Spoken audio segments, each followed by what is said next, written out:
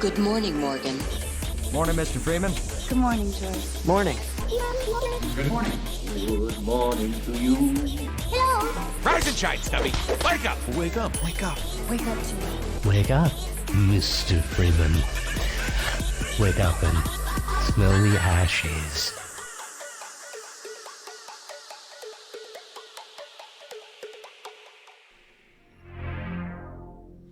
Hello everyone, and welcome back to Brunch with Boater. Thank you for being worried about the health. Shady Cats, I'll certainly check things, but I know that we've moved things around somewhat recently, so everything's still checking out. I think it's just having a bad string of, like, the next cold comes in before I'm fully over the first one, so it's like a little weakened immune system. Again, the fact that Steph isn't getting any of this means that it's probably, hey, I had that flu, and while I'm still recovering, something light comes in, moves in for a couple days. That's what it's been. It hasn't been, like, necessarily,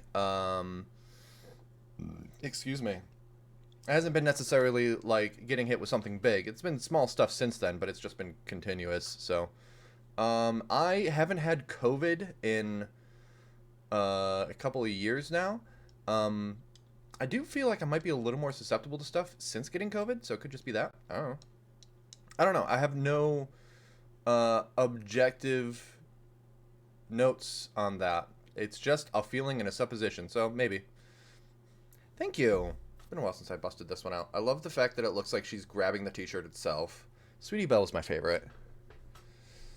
Anyway, everyone, hello. Today we are going to play I Was a Teenage Exocolonist. So let me boot that game up and talk a little bit about it. I've already played it once through. One playthrough takes maybe about 10 hours. Might be a little longer as I read everything aloud. It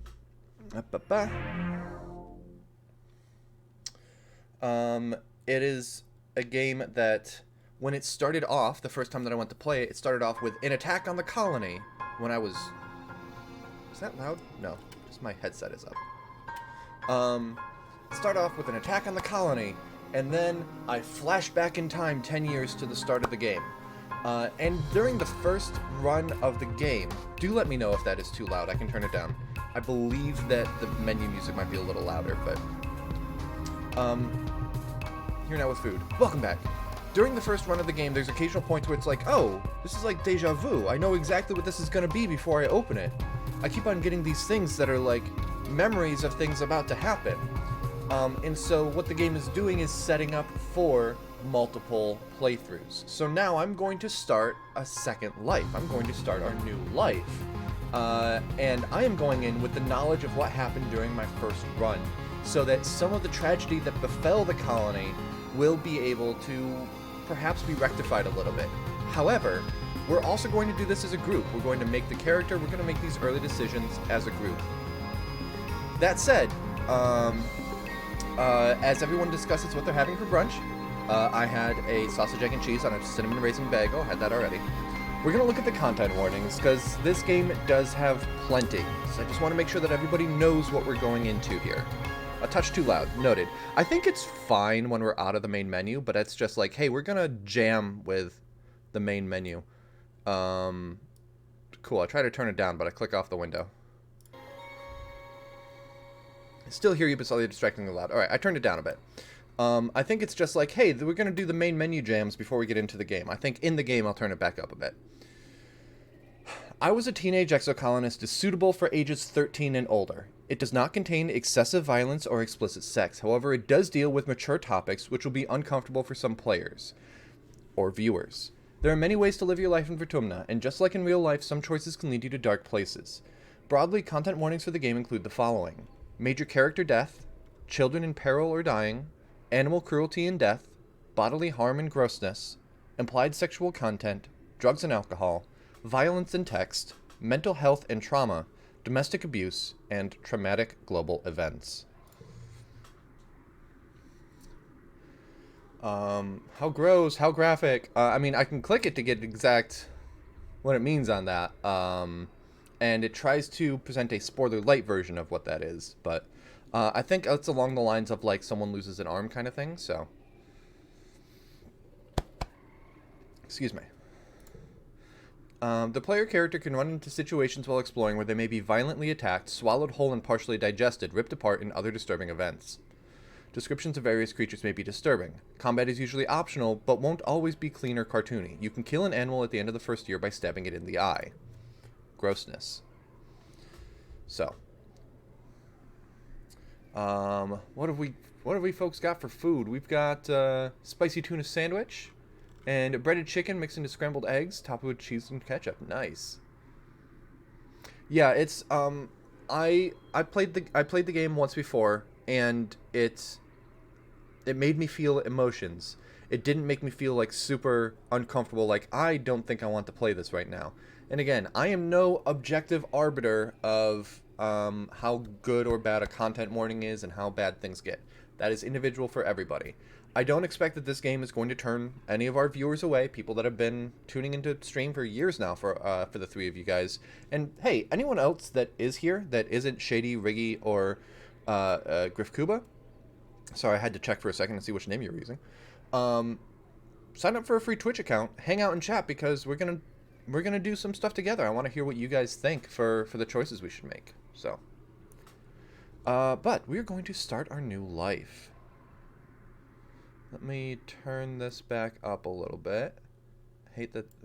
Let's see here.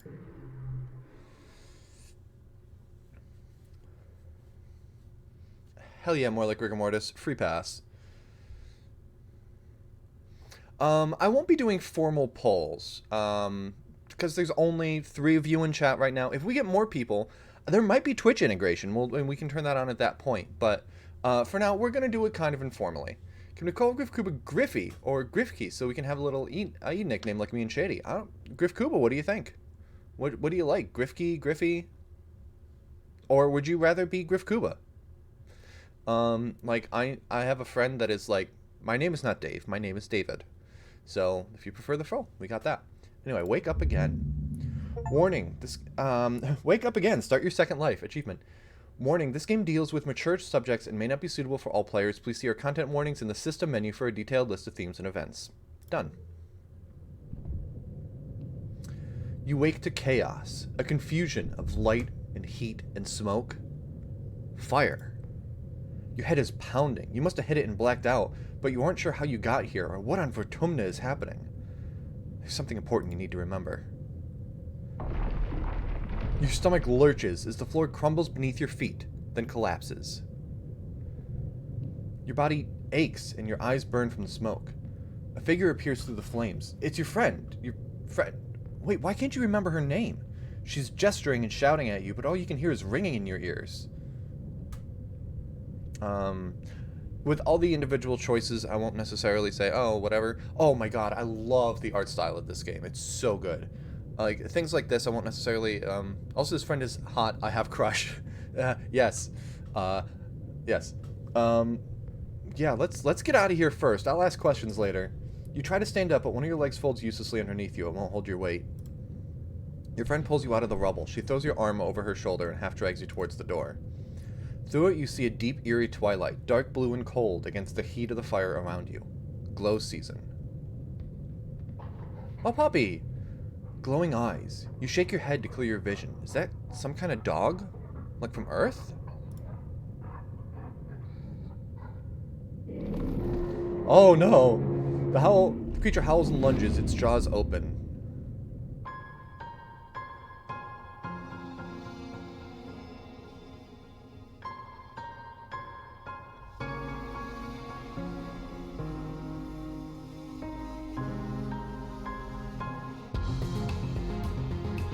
I love the music too. I'm definitely gonna spend the extra $10 on Steam to get the soundtrack.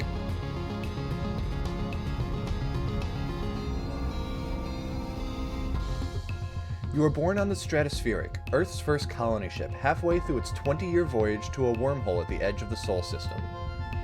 Your parents run the hydroponic gardens, which make fresh air and vegetables for the ships. Like the other colonists, they bravely chose to make this one-way journey to the uncharted planet Vertumnan 4 in the hope that they could escape Earth's troubles. They had you the old-fashioned way, merging their genes like they merged their cultures and traditions.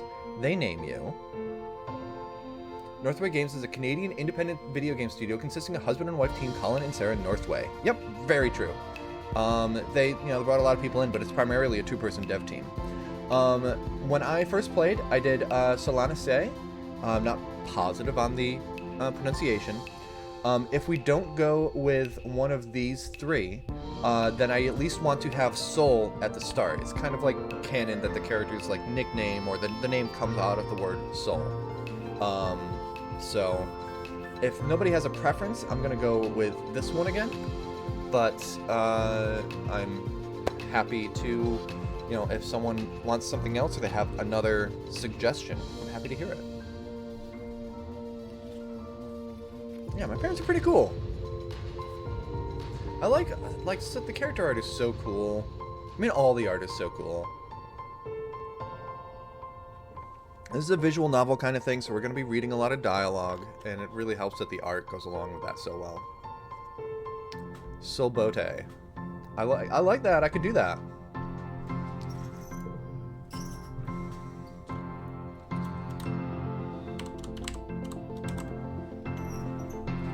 Everyone else think that works?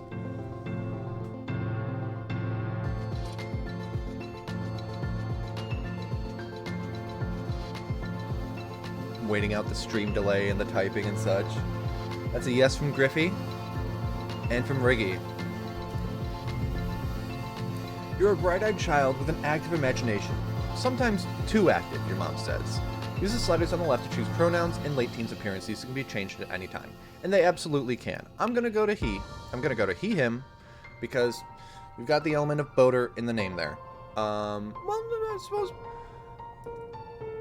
Or they, them, or she, her. I'm going to say he, him, unless you guys strenuously object. The appearance slider, the character will appear exactly the same. This just changes how long the hair is. This is long hair, medium hair, short cropped hair. Most of the time that I played through the last time, I did he, him with that middle thing. Although I did spend a year where I was like sullen and rebellious and didn't cut my hair, and so literally it's just hair length that changes. So I swapped the slider over. So again, we can change those if we want at some point. Your earliest memories are of your 4th birthday. There's a big cake with a neat hollow effect that looks like fire, but when you reach out to touch it, all you get is a handful of icing. Yummy! Your favorite present is... Oh, I don't remember this. This was not a choice that I could make the first time around. With multiple playthroughs, the game presents more choices. This was not. Let's see here. An animal book from your dad is +5 to animals and +1 to all flushes when we get to the card game mechanic. A doll from Antecedent. Captain Udicot's old hat. Aw. Learning tablet from Professor Hal. A sports ball from Security Chief Rhett. We could do the animal book. I like the animal book. I won't necessarily wait for full approval from everyone on this kind of stuff, but we've got animal book. Sounds good. This isn't necessarily as impactful. The best part is the chapter about dinosaurs. Earth has had a lot of animals, but there are none aboard the Stratospheric. Dad says Vertumnan might have animals, but we won't know until we get closer. You follow your dad around the gardens pretending to be a dinosaur. Rawr. From as early as you can remember, you've had vivid dreams every night. You dream about strangers who seem so familiar, in wide open spaces very different from the Stratospheric. Sometimes the dreams are bad, and it makes you scared to go to sleep. So every night before lights out, your dad tells you a bedtime story. You often ask for tales of Earth, a place you've only seen in holovids. Your dad doesn't want to talk about it. How about we save that for another time, he'll say. Maybe when you're older. He prefers made-up stories. Your favorite is Sir Knight in Princess Petticoats, Superhero Justice Warriors, Future Dog and the Space Cadets. I mean, if we're going with the animal thing, Future Dog kind of makes sense.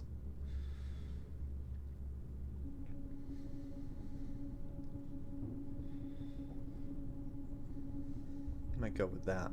Again, these are parts of the creation that I don't necessarily remember. Future Dog and the Space Cadets. Future Dog can turn into a light beam that the cadets can ride on. They have adventures in the farthest reaches of space. Kinda like you. So whenever we do this, when we're doing things like this, we're getting memories. And the gameplay mechanic of this, in addition to being visual novel and talking to people, is a deck builder, a card game.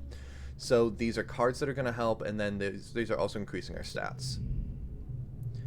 Every child on the stratospheric is given one genetic enhancement. By age 6, you see the first signs of yours. I did Eagle Eyes last time that I played. I've also got extra fingers, absorbent brain, super strength, calm temperament, or nothing at all. These are the memories we're grabbing as we go. What do we want for an enhancement? I wouldn't necessarily worry about what cards we're getting out of these. I can kind of make do with anything. I'm not min-maxing here. Absorby brain. Professor Hal says kids learn fast because their brains are like sponges. But when people get older, they can't absorb as much new stuff. Not for you. You're always learning, and your curiosity knows no end. Plus 10 to reasoning right out the gate. Very nice.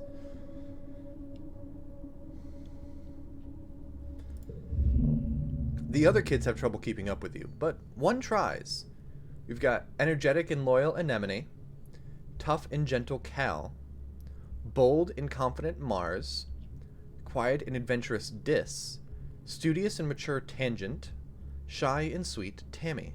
I think we can click any of these to see them come up and then choose another one, but which one do we want to go with right out the gate? Of the ones shown here, this is Anemone, Cal, Mars, and Dis.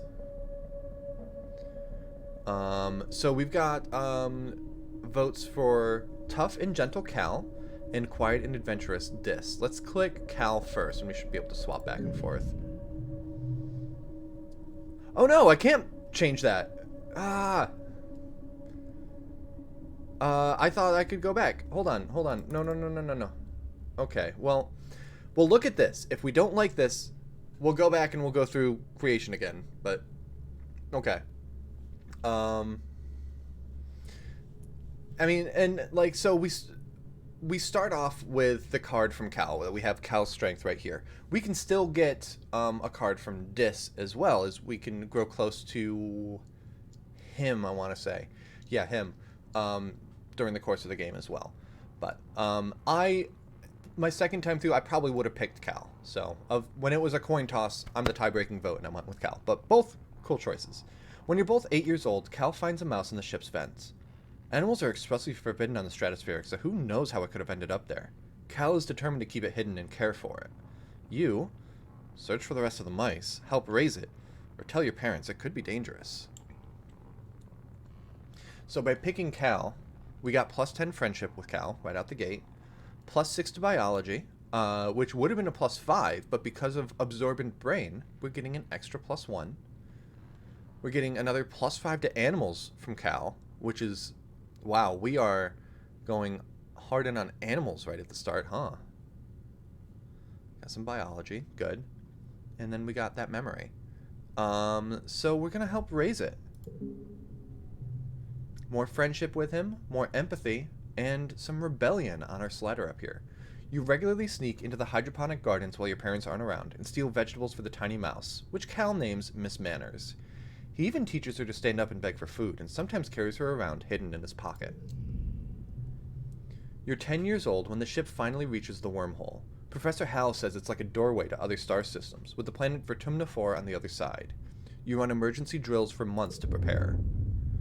When the day finally comes, it starts with a rumble. Then, things start to slide off the tables. You hurry to gather near the escape pods, just in case. Single file, everyone, Professor Hal instructs you to follow him. You do as he says or try to slip away. Not gonna tell my parents like some snitch. I think it makes sense to, you know, just kind of... We've been doing drills the whole time. It would be silly to do something different now. I've practiced doing things the way they're supposed to do. I haven't practiced not doing so. So I'm gonna do as Professor Hal says. Slip away as kids, do as he says, terrified goody good kid. I'll give it an extra second for Griffey to respond, and then we'll do as he says.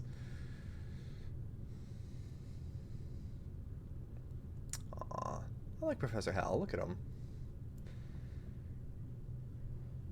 Slip away, says Griff Kuba. Professor Hal grabs you by the scruff of your neck. Nope. Sorry, Solbote. This is no time to play around. You'll have to come with the rest of the class. So, same thing happens, but we got a little bit of rebellion in the slider. The emergency area is crowded with families. It's gonna be fine, Solbote. Your dad soothes. We'll be through the wormhole and down on the planet before you know it, just like we practiced. Your mom gives him a sharp, worried look. More stress. Red emergency lights switch on as a siren begins to sound somewhere distant in the ship. You try to breathe slowly like you were taught, but you're very scared. You look out a porthole. The stars are gone. When you're frightened, and I do not have 5 toughness or greater. I do not have 5 organizing or greater. I have empathy. I'm gonna get in touch with my emotions. You bawl like a baby. It feels good, minus distress here. Got friendship with Tammy and Mars. You aren't the only one. Nearby, your classmate Tammy has tears streaking down her cheeks. Mars is trying quietly to console her. She sighs as your crying makes Tammy wail even more loudly. Your dad puts his arm around you as you let it out. You wait. The shaking builds. Then everything starts to get very weird. The hallway stretches, and you're stretching too, your arms impossibly long. Your head feels like it's slowly filling up like a balloon and contracting down to the size of an atom at the same time. Is this the wormhole? You hear the distant, ominous squeal of metal giving way as the ship shudders and lurches in slow motion. The weirdest part is a sense of deja vu. You're sure this has happened to you before. And you know, somehow, that everything's gonna be okay. The shuddering reaches a crescendo. You hear an impossibly loud crunch and feel weightless for a few seconds before gravity slams you back against the wall, head first. You black out. As you slip unconscious, you feel yourself twisted out of time. It's today, yesterday, and tomorrow, all at once. And more than just one tomorrow. Lots of them. Different tomorrows. You find yourself in a place that you know from your dreams. Tilled fields, dramatic ridges, and a stranger, but also not a stranger, grinning as she grabs your hand. Hurry up, she says. I'm not going to let you miss this. Distantly, you can feel the ship's shaking has stopped, and hear your parents' worried voices. Feeling safe, you slip further into the warm embrace of the stars. You drift. I'm gonna grab a hoodie. I've got my W hoodie right behind me. I'm a little chilly. Oh, we should have named the character after Donut.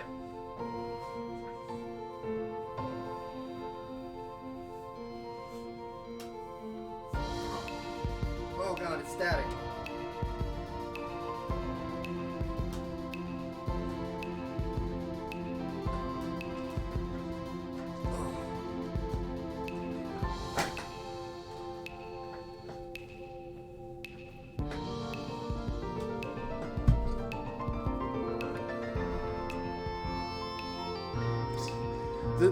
The humidifier is in the bedroom upstairs, okay?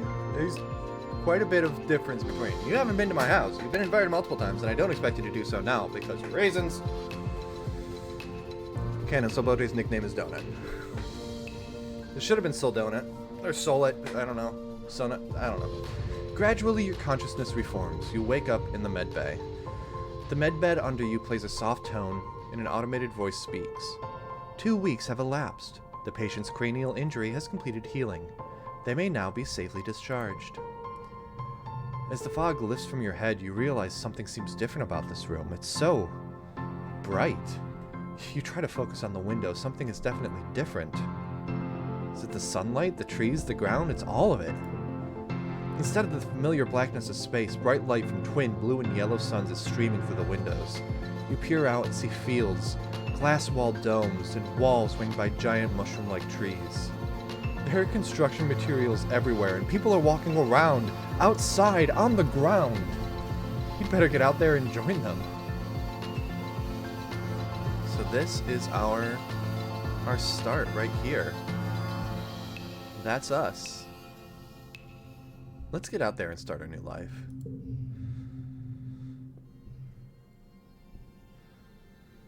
Okay, so Tammy jumps as you step out of the ship's quarters behind her. You're awake! Are you all better? You better go see your dad! She points southeast towards some geodesic domes. To walk, click the ground, click on characters to talk to them. Well, let's talk to Tammy. Tammy looks concerned. You slept for so long after you bumped your head, she says. I bet your parents are worried. Your dad is working over in geoponics near those domes. They're called greenhouses. I would go with you, but, well, this is as far as I've been from the ship since we landed. It's scary outside.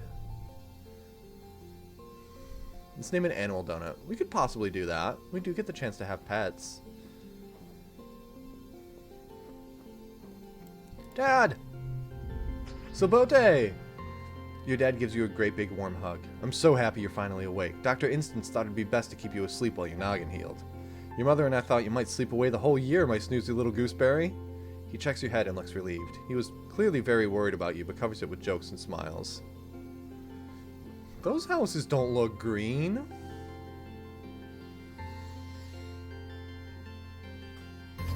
Hey, we were crying a whole lot and Dad held us. We're gonna go with love your dad. Welcome to Vertumnan, he says, gesturing around you. You've never seen the stratosphere from the outside, except in pictures. The ship has been separated in two, and parts taken off to form other buildings and a big wall around the whole colony. The alien jungle creeps right up to the wall. Only the geodesic greenhouses pass outside it, dotting their way up the hill. It's been, what, 2 weeks? How'd you do this so fast? What's outside the walls? It's beautiful. We've already done Try to Slip Away, so maybe we try to lean into that. Like, every single thing I don't necessarily... Like, it takes a long time to try to consult you guys, but if you want to play the rebellious kid, maybe each year we kind of revisit as what direction do we try to go into, and we play in that. But if we're going to play the kind of rebellious kid thing, I think we ask about what's outside the walls. Don't worry about that, my dear Aubergine, he says. Nothing that could hurt you. We just don't want you getting lost in our big, big world out there. Oh, before I forget, he pulls a package out from his satchel and hands it to you. You blink and stare at it blankly. Don't you know what day it is? You honestly don't. You remind him that you've been asleep in medbay. Happy birthday! He shouts, wrapping you in a warm hug. Your birthday already? You feel a dizzying sense of deja vu. You stare hard at the wrapped package. You know exactly what's in there. You remember it. No, you dreamed about the package some years ago on the ship. Inside will be a small medallion in the shape of a sun that your dad made by hand. So when there are cards associated with it, well, it's the same card either way. No telling Dad, then we'll just open the package. How did you know this? This is exactly as you imagined, as you dreamed. A feeling of panic rises in your throat. Your hand shakes, but how? Your dad notices. Are you okay, Sabote? He snaps his fingers. Dr. Instance shouldn't have let you out so early. Sometimes those sleeping meds take a while to wear off. It might make your head feel funny for a few hours. You nod. Maybe that's all it is. Someone shouts your dad's name. Listen, I'm so sorry, Sabote, but I have to get back to work. There was an accident when we landed, and... Don't worry. We're gonna fix it, your mother and I. Professor Hell's expecting you in classes if you're feeling up to it, your dad says, pointing west to the engineering wing, in the rear end of the bisected ship. Then he points to the large doors you came out of earlier. Or you can relax in our quarters until you're feeling better. We'll talk later tonight, he says, then kisses the top of your head and ruffles your hair. Have a wonderful birthday, Sabote. I love you. You know, Dad gets a pass. I love Dad. To enter buildings, click on the door or the flag beside it, get close and press enter or another action button. Then choose an activity for the month to gain skills in advanced time. There are 13 months a year. In 10 years to the end of the game, you'll only have time to focus on a few things. Alright, so this is geoponics. The greenhouses have different biomes inside, growing plants from Earth that might belong in a desert, jungle, or temperate forest. Some are so delicate you have to spray off any germs in an airlock before you can enter. The seasonal garden outside is dotted with blue nobodies, little flowers with what looks like wriggling creatures stuck inside each one. The sign explains that it's a decoy, meant to attract some kind of flying predator to come pollinate the flower.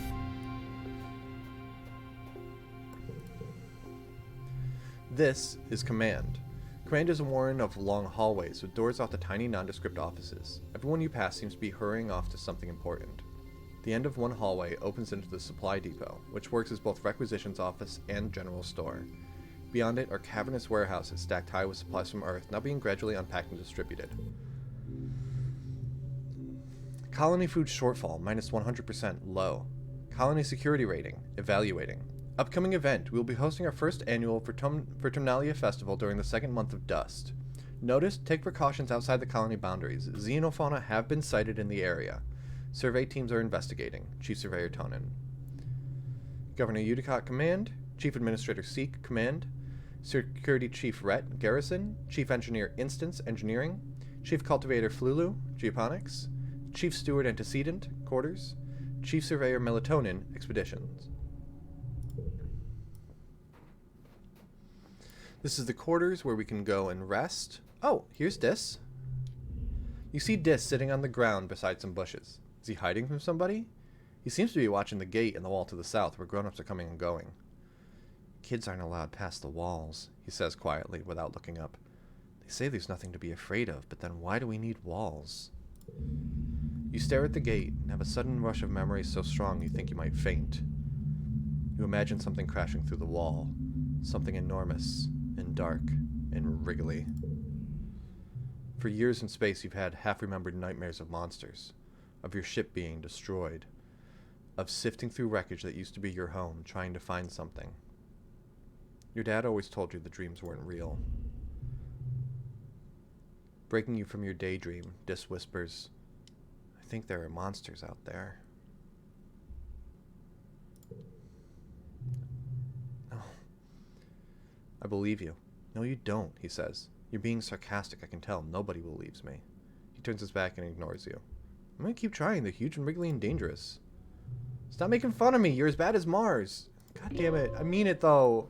Dis, no. I want to be your friend, too. Hey, Sabote. Anemone seems really at home here. She's rolling a sports ball around her with her foot, making patterns in the weird blue snow.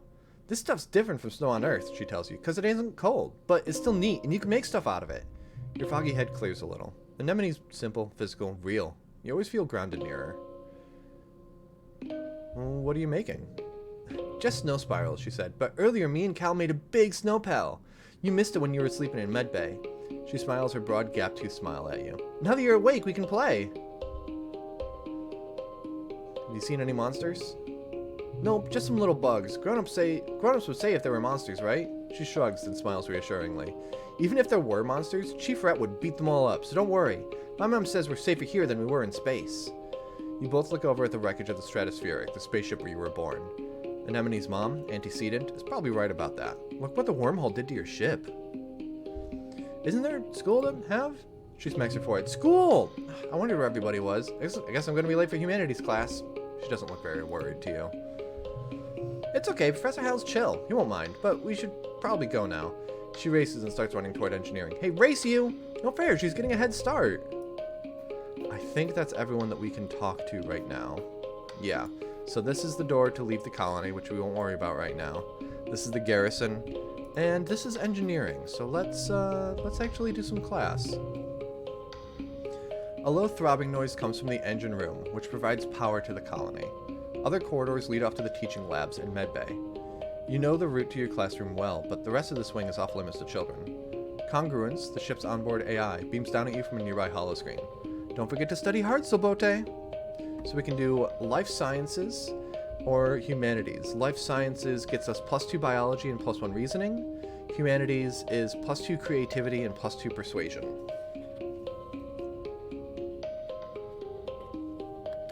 Or we can go relax, but from a gameplay perspective, relaxing is for when our stress meter is nearly full. It'll completely wipe out the stress meter for us. So, we'll study humanities. Welcome, Sabote, Professor Hal greets you. I hope you're all warmed up and ready to study the glorious humanities. History, literature, language, media, and philosophy. And yes, if you're lucky, we'll have a little bit of ancient Earth poetry too. He seems excited about that last bit.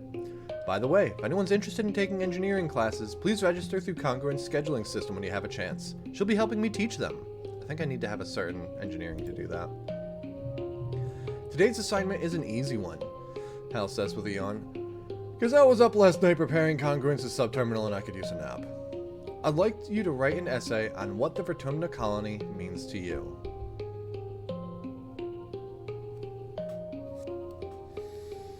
Freedom, equality, and democracy seems a little little much for a 10-year-old. My friends are all here. I feel safe here. Or maybe we just doodle instead of writing.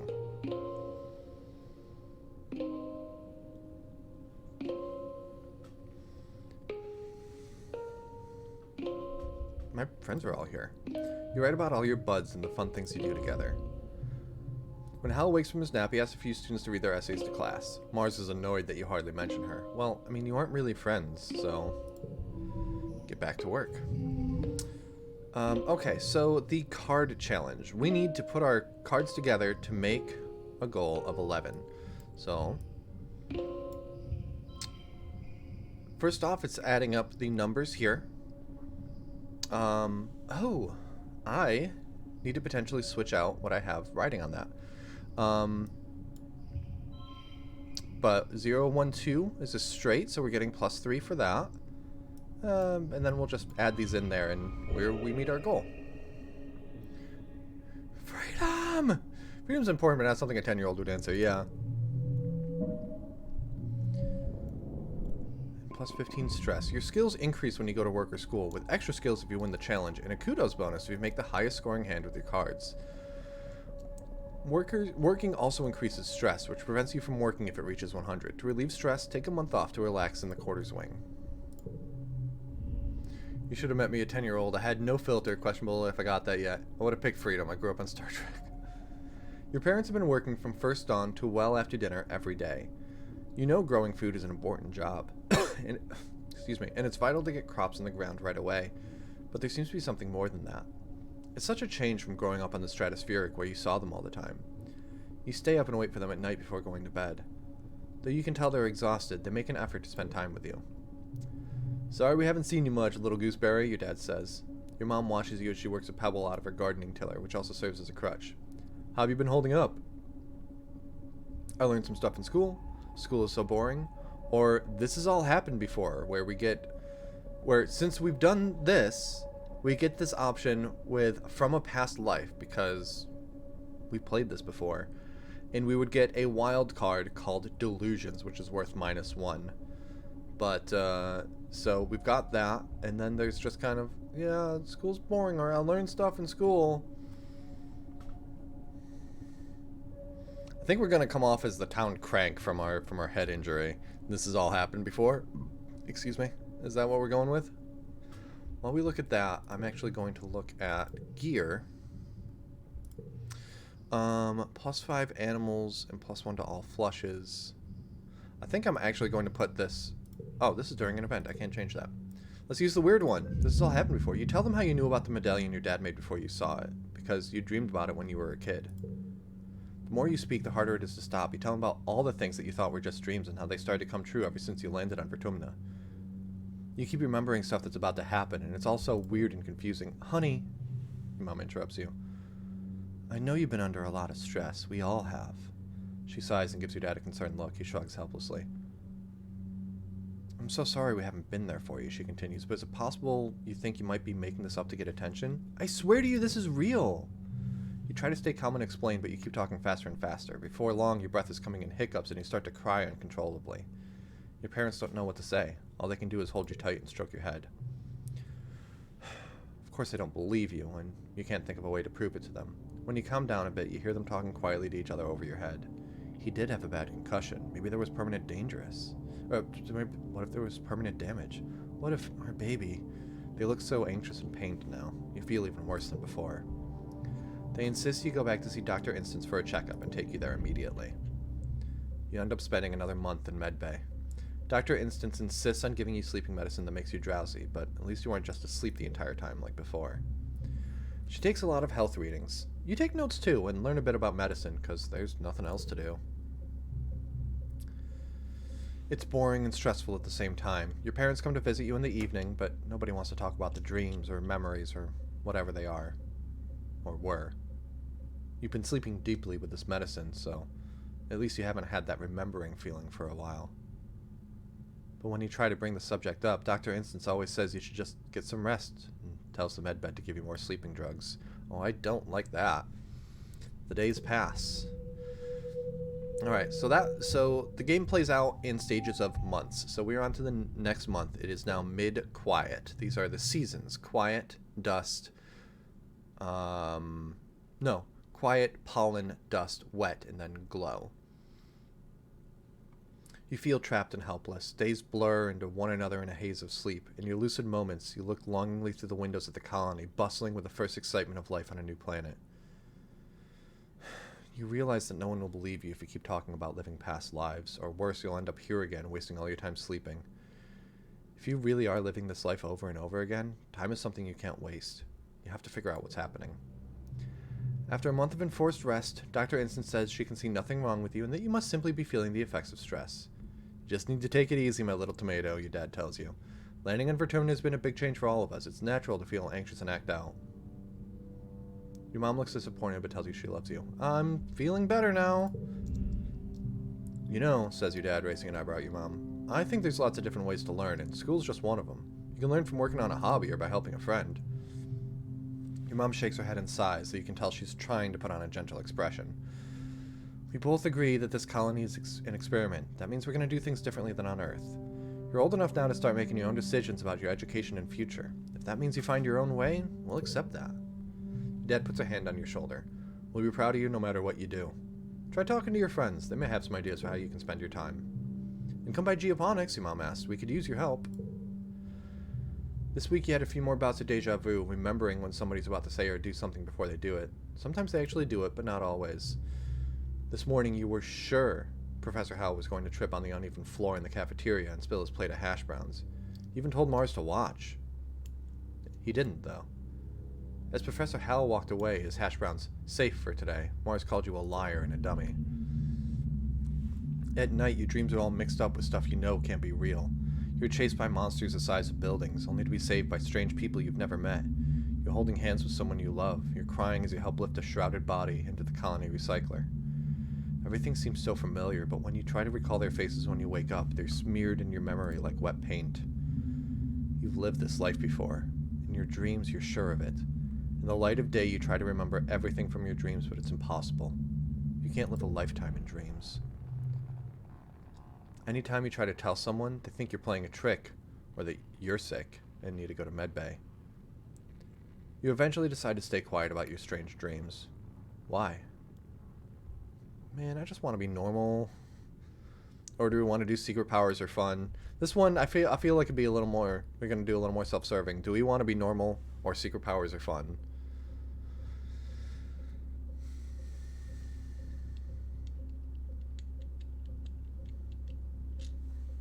Have a little bit of water. You start keeping a private journal on your holopalm, recording the events when you remember something before it happens. You also write down your dreams, when they have that feeling of being real. You like the idea of being magic and seeing the future, but some of those dreams are very scary. You hope that, like Professor Howell's hash browns, they don't all come true. Wow, that really was just a whole month that was just narration. Tangent is hunched over her holopalm, frowning and poking angrily at the air. She speaks without looking up at you. Professor Howell wants us to prep a list of native flora with pictures. There should be a catalog on the colony holonet, but I can't find it anywhere. I really like Tang. I like a lot of the characters in this. They're cool.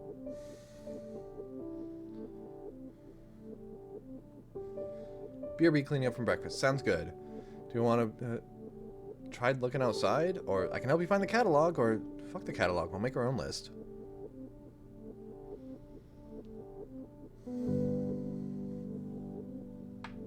What would help the sad meter? So this isn't going to do any of that. This is just talking to people.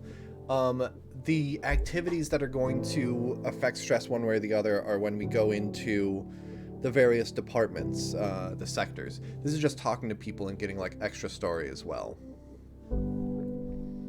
But yeah, I'll help you find that catalog.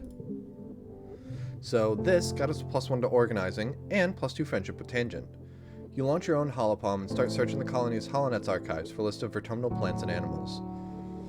10 minutes later, you find it buried under survey logistics in the expeditions net. Anemone passes by and pulls a face of the two of you. Hey, hello nerds! School's over! Come play sports ball in the sunshine! Tang just rolls her eyes.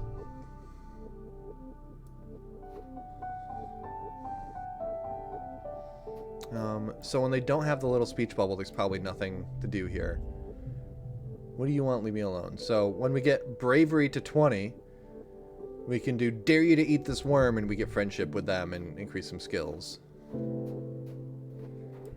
And they're all going to have something like that. Anemone is bumping a sports ball with her wrist, trying to keep it in the air. Heads up, she shouts and bumps the ball in your direction. Think fast. Bounce it back. You bounce the ball back and forth with her, trying to see how many times you can rally and keep it going. Anemone tells you about the new sports ball court, a proper regulation-sized court, way bigger than the little 0G one on the Stratospheric. Her brother Calm is coaching the junior sports ball team this year. He's so great, she says. He's good at everything, especially spiking. He's coaching me to play awesome like him. You should come join us. So we've unlocked sports ball in the garrison. You see Tammy sitting quietly near the entrance to the lounge. You've known her for, well, your whole entire life. Back on the ship, you... Were we your study partner? Did we used to play? I don't think we were the teasing type, so I'm gonna black that one out for now. But play or study partner?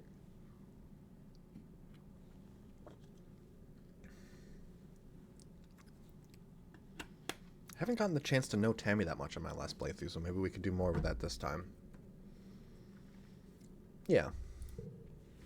Tammy had the best doll collection. After her mom died, her dad used all his nanoprinter creds to print her a different doll every month for a whole year. Her ears perk up when she sees you. Oh, hello, Sabote, she says. Her voice is soft and dreamy like a beam of starlight. You want to play dolls? Sure. +1 empathy, +2 friendship with Tammy. You don't think Tammy will ever be too old to play with dolls. If anything, she has more of them now. She takes you to her quarters and brings out the entire Spacey Stacy doll collection. A disturbingly realistic baby with real bowel movements and 2 super fancy posable dolls named Lily and Tilly who can be programmed to move on their own. Tammy isn't very good at the programming, so Lily and Tilly just roll around awkwardly when you turn them on. You cover quickly by saying they must be breakdancing at a club. The two of you spend the afternoon making up stories of their rise to stardom as professional dancers. Here's Mars. A sharp whistle interrupts your thought. Hey, Sabote! Mars calls out to you. Come here, I have a job for you. You walk over to Mars, who's sheltering from the snow under the ship's overhang. It's so gross here, she complains. This spark snow would ruin my good clothes. At least on the ship we had climate control. Ugh. Timmy made me some soy sweets, but there's no way I'm going out there in all this weather, she continues. Since you like running around, could you fetch them for me? Sure. For Tammy. Good, she's probably just down the hill near her quarters. She's scared to take more than a few steps from the door. All she wants to do is hide inside and make sweets. Love a fetch quest. Tammy's staring obliviously at the sky, smiling to herself. She startles as you approach. Oh, hello, Sabote, she says, putting her hand to her chest. Do you need something? I'm here from Mars's soy sweets. Tammy smiles at you. Oh, it's so nice of you to help out Mars. She's a very important person, you know. She hands you a box wrapped in a pink and yellow scarf. One order of mango soy sweets made fresh this morning, she says. Please tell Mars she can have the scarf back, okay? She used some of her kudos to nanoprint it for me because it's so dusty here, but I think I'm getting used to it now. Tammy smiles again and tucks hair behind her big elfin ears. Mars is so cool, she says fondly. Sometimes she's kind of bossy, but I know she really cares, too. Puts her hand out expectantly. Oh, if I had persuasion, I could be like, I want half. I'd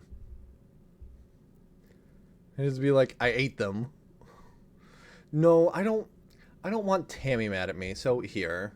I don't really care if Mars is whatever, but here. Some loyalty. You hand over the box of soy sweets with a smile. Mars takes it and giggles. You're such a good sidekick doing everything I say. She opens the box and hands you a soy sweet. Your tip, she tells you. Oh, an administrator Seek's looking for someone to do delivery jobs for the depot. I don't want to do it because, like, you running around out there? No. Just go through there and tell her I referred you.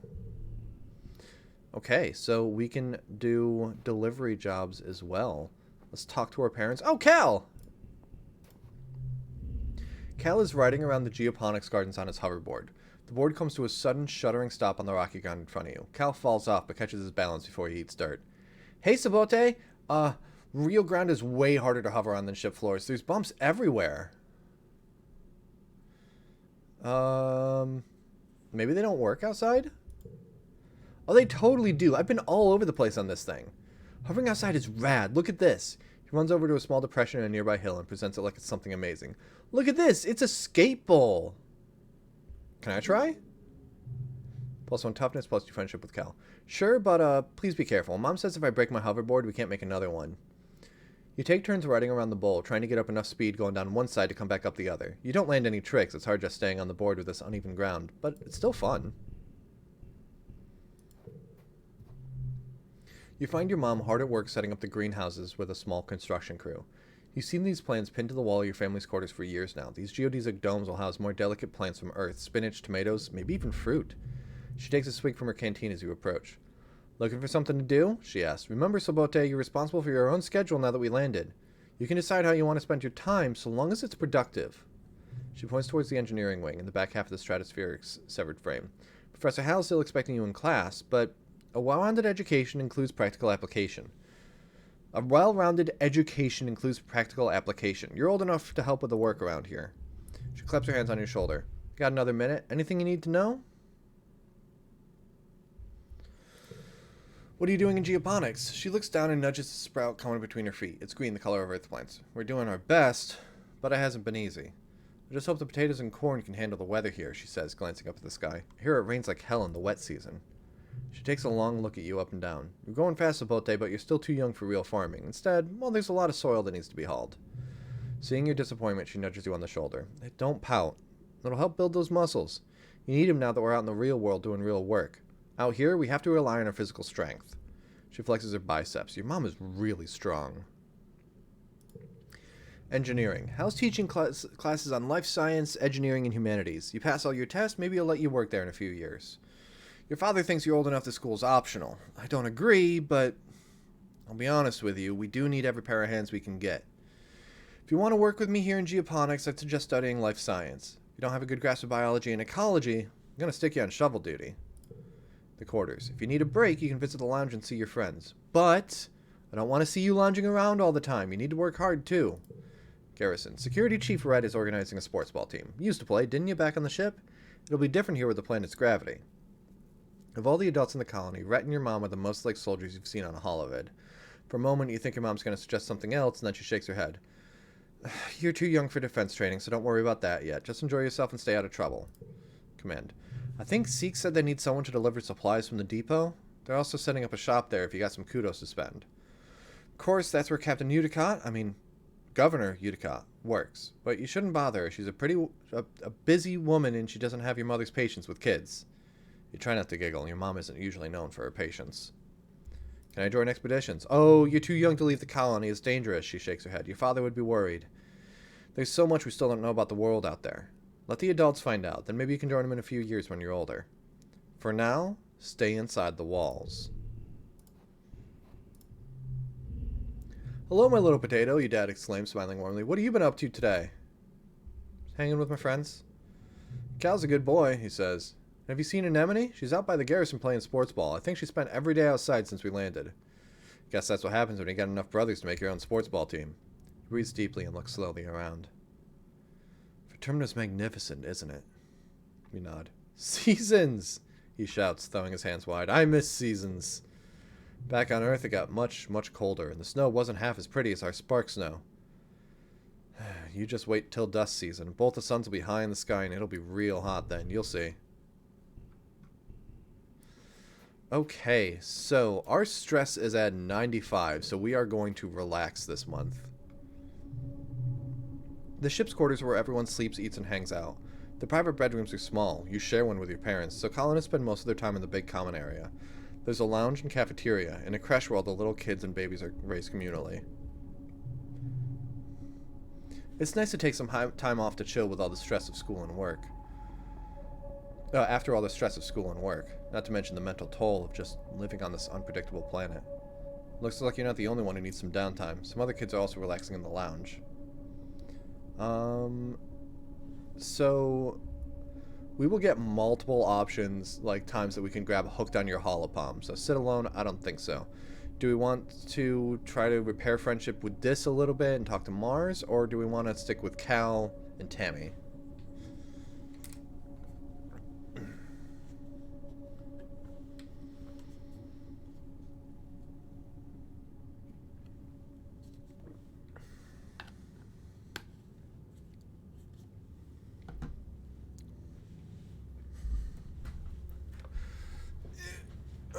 We're gonna go Cal and Tammy. Cal is braiding Tammy's long hair and weaving in strains of little colored baubles. This one's called a waterfall braid, I think, he says. I saw it in an archive vid, but it's really tricky. He's doing a terrible job of it, his short, clumsy fingers getting all tangled in the strands.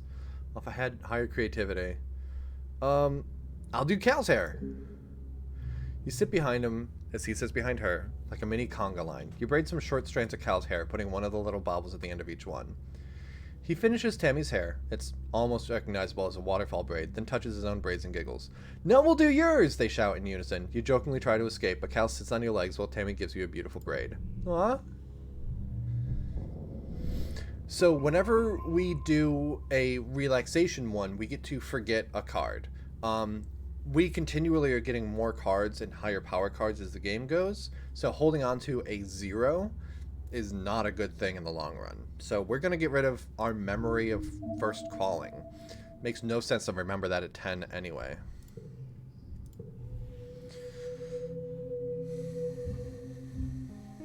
Okay, it is now the pollen season. So every time I like to do a lap of the colony, see if anyone's got talking points over their head. Nope, so I'm just gonna check in really quick. I'm bored, this is boring, all they want to do is work. Ooh! There are collectibles to grab, and I did not see it because in my last playthrough I had something that like highlighted them, and I was not looking for that. Your dad sneezes and wipes his nose with a handkerchief. Oh, this pollen. Someday I'm gonna get used to this. Ah, click. Same thing. Cal's crouched beside a big puzzle staring into his reflection. It's just so amazing, don't you think?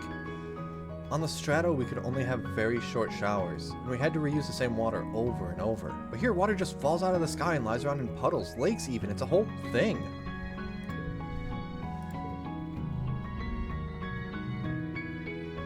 Tammy's dad is head of expeditions, which means he's out surveying the jungle every day. This morning you see her crying in the doorway as he leaves.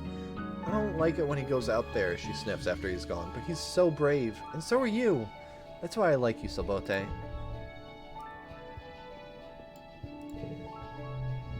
This is hanging out near the south gates, his hand in his pockets, idly staring at the ground and digging the toes of his boots into the dirt. He nods, but doesn't say anything. Does the air here make you feel hungry all the time, or is it just me? I feel like I could eat a whole one of them mushroom trees. Just, oh. She mimes shoving the whole giant mushroom into her mouth.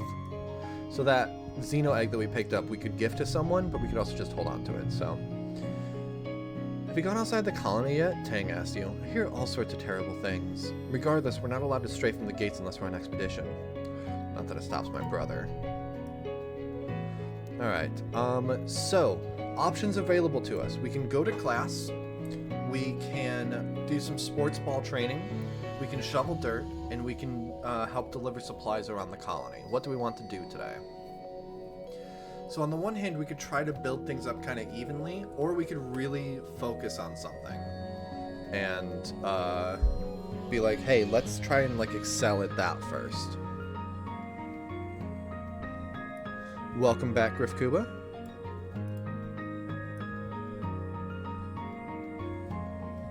Help shovel some dirt, make mom happy. All right, let's do that. Yeah, get a little bit of toughness going.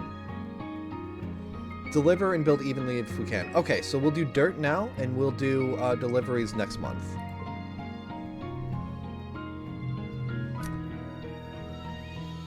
The greenhouses have different biomes inside. You sneeze as you walk through the seasonal garden, spraying up pollen from nearby plants. The air feels thick and hard to breathe here, but a sign says that they're all harmless. It's your first day in the glorious world of agricultural soil conveyance. Oh boy. Good morning, Solbote. Looks like you'll be working for your old lady. Hope you don't expect me to go easy on you just because you're my son.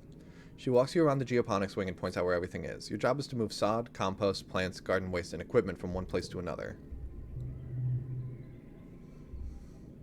Get comfortable with this, she says, pushing a squeaky old-fashioned wheelbarrow towards you. Now, any questions before you start? Don't we have machines for this? The construction crews already claimed the hover lift, she said, shrugging. They'll break down in a few years anyway, and we don't have the materials to fix them. We're planet-side now. Use your muscles. Nature's hydraulic pistons. Why don't I use hydroponics? On the ship, we grew most of our plants with their roots in the water, but it's true it was more hygienic that way, your mom replies. She brushes an insect off her arm, which lets out a loud squeak of objection. But hydroponic systems use too much energy. Here we have to grow as much as we can the old-fashioned way.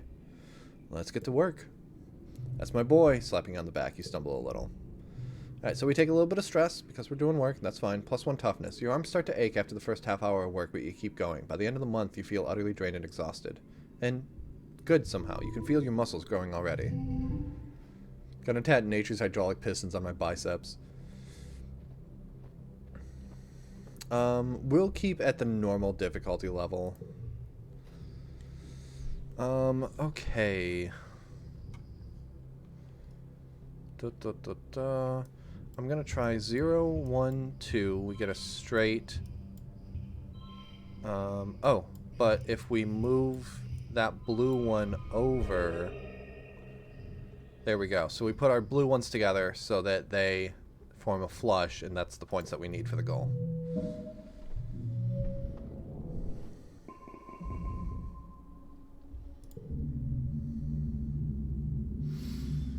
You wake up from an afternoon nap.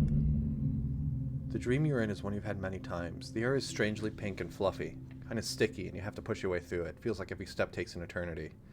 You push through the pink cloud and emerge into the children's creche, a room you know well, to see your friend Tammy standing before an enormous bear made of pure light. It lunges at her. Through her, she collapses to the ground like a fainting fairy tale princess. You wake with your heart racing. Tammy's leaning over you where you've been sleeping in a nest of pillows. She shakes your shoulders gently.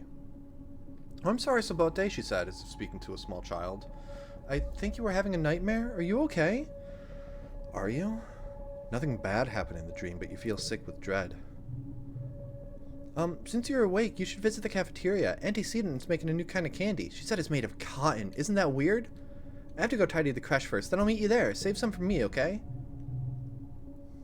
Tammy skips off towards the creche, humming to herself. You feel groggy and need a minute to clear your head. That dream. Alright, we are not having a choice here. Oh, Spenceley! Sorry, I didn't notice that I noticed just the green, text there, and I thought it was Griff Cooper for a second. Welcome, welcome. Okay, so, the first time that you play this, you're like, cool, I'll go get some candy.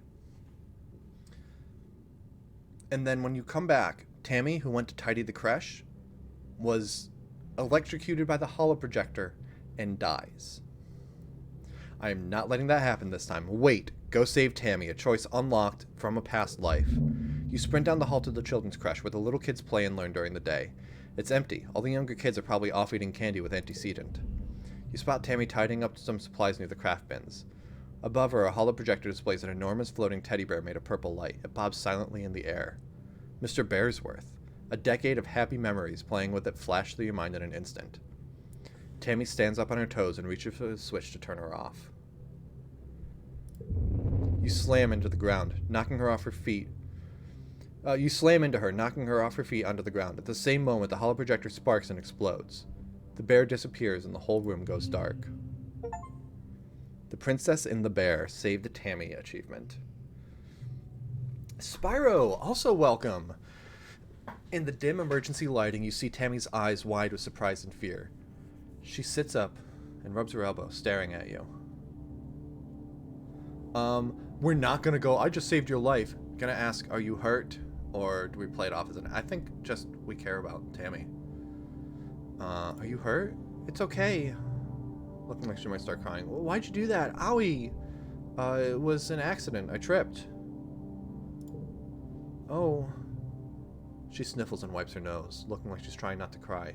Are you okay? You tell her that you're fine and say sorry again for hurting her. You're just happy you followed your dream and got here in time. You decide not to mention the dream since she seems weirded out already. Yeah, like I said, I played this through once before. There was no choice to save her. She dies. There's a funeral. I never got to see Tammy grow up. I never got to see what she does, what she's like as she, you know, goes into her mid-teens, late teens. She died a quarter of the way through year 1. So this is what I was most looking forward to this morning as we start playing this again. After a minute, the lights come back on. The projector's dead, a thin trickle of stinky smoke coming from the base. Don't worry, Tammy says, brightening as she gets to her feet. Professor Hal can fix it. He can fix anything. By the time you find the professor and finish cleaning up, you've forgotten all about the pink candy in the cafeteria.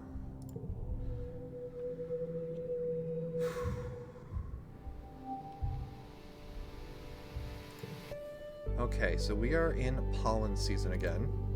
Dad has bad allergies. Tammy has a word bubble to speak to her. So does Tang. So let's talk to them.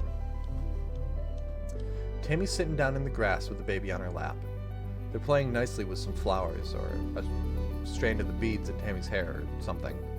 Tammy keeps gently removing her hair from the baby's mouth. Also, Bote, she giggles as you join her. Aren't babies the best? There's so many new babies in the creche, you'd think we were starting a colony or something. But the parents are too busy doing other work, and somebody needs to take care of the little ones. She looks down lovingly to the baby, who's now sucking on part of her skirt, getting it good and damp with baby drool. You can help too, it'd be fun! Nah, I'm good. Unlock babysitting in the living quarters. The baby chooses this moment to spit up a big puddle of pale yellow liquid onto Tammy's dress. Oopsie! Tammy coos and picks the baby up. Then she holds him out towards you. Could you take them for a minute while I find a towel, Sabote? The baby hiccups and rolls their eyes. They look a little queasy to you. I guess.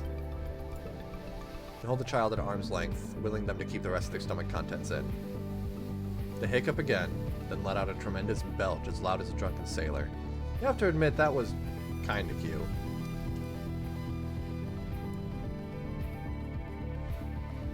Oh, now we're clipped into Tammy. Sabote, Tangent says, approaching you with purpose. We need to discuss my brother.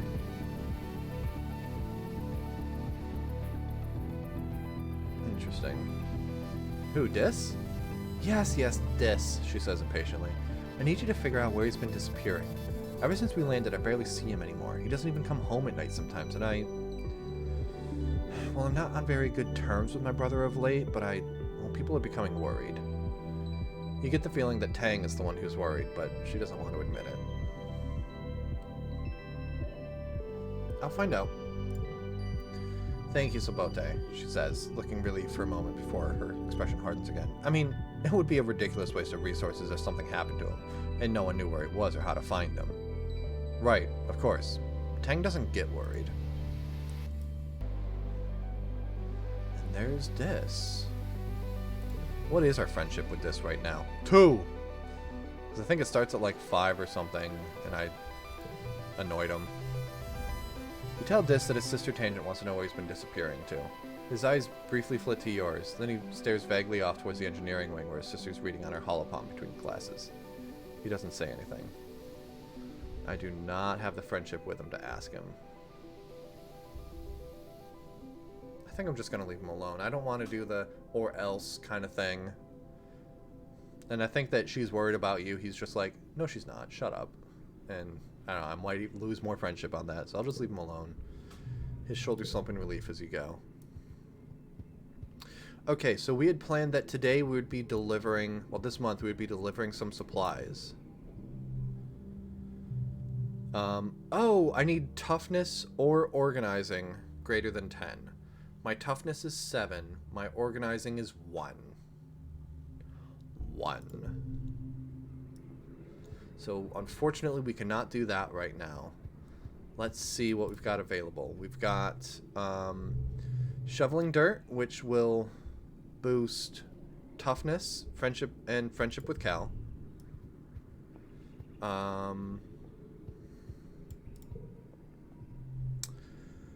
We can play sports ball, which will increase friendship with an enemy and add to bravery and toughness.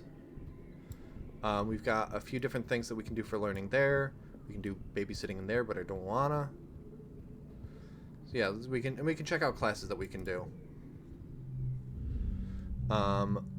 We can, oh wow, we can already register for engineering class. I'm going to hit that. I don't think that that uses the month. I think it just opens it up. Using Congruence's HoloNet scheduling system is almost a test on its own. You feel like a hacker navigating the confusing interface, but manage to add your name to the list of drop-in students. +2 engineering, +1 organizing. You're now eligible to join Tangent in some of the older students in engineering classes. So we can do life sciences, which is +2 biology, 1 reasoning. Engineering, which is +1 reasoning +1 engineering +2 reasoning. And humanities, which is +2 creativity, +2 persuasion. Are we going back to the dirt as Shady Cat suggests?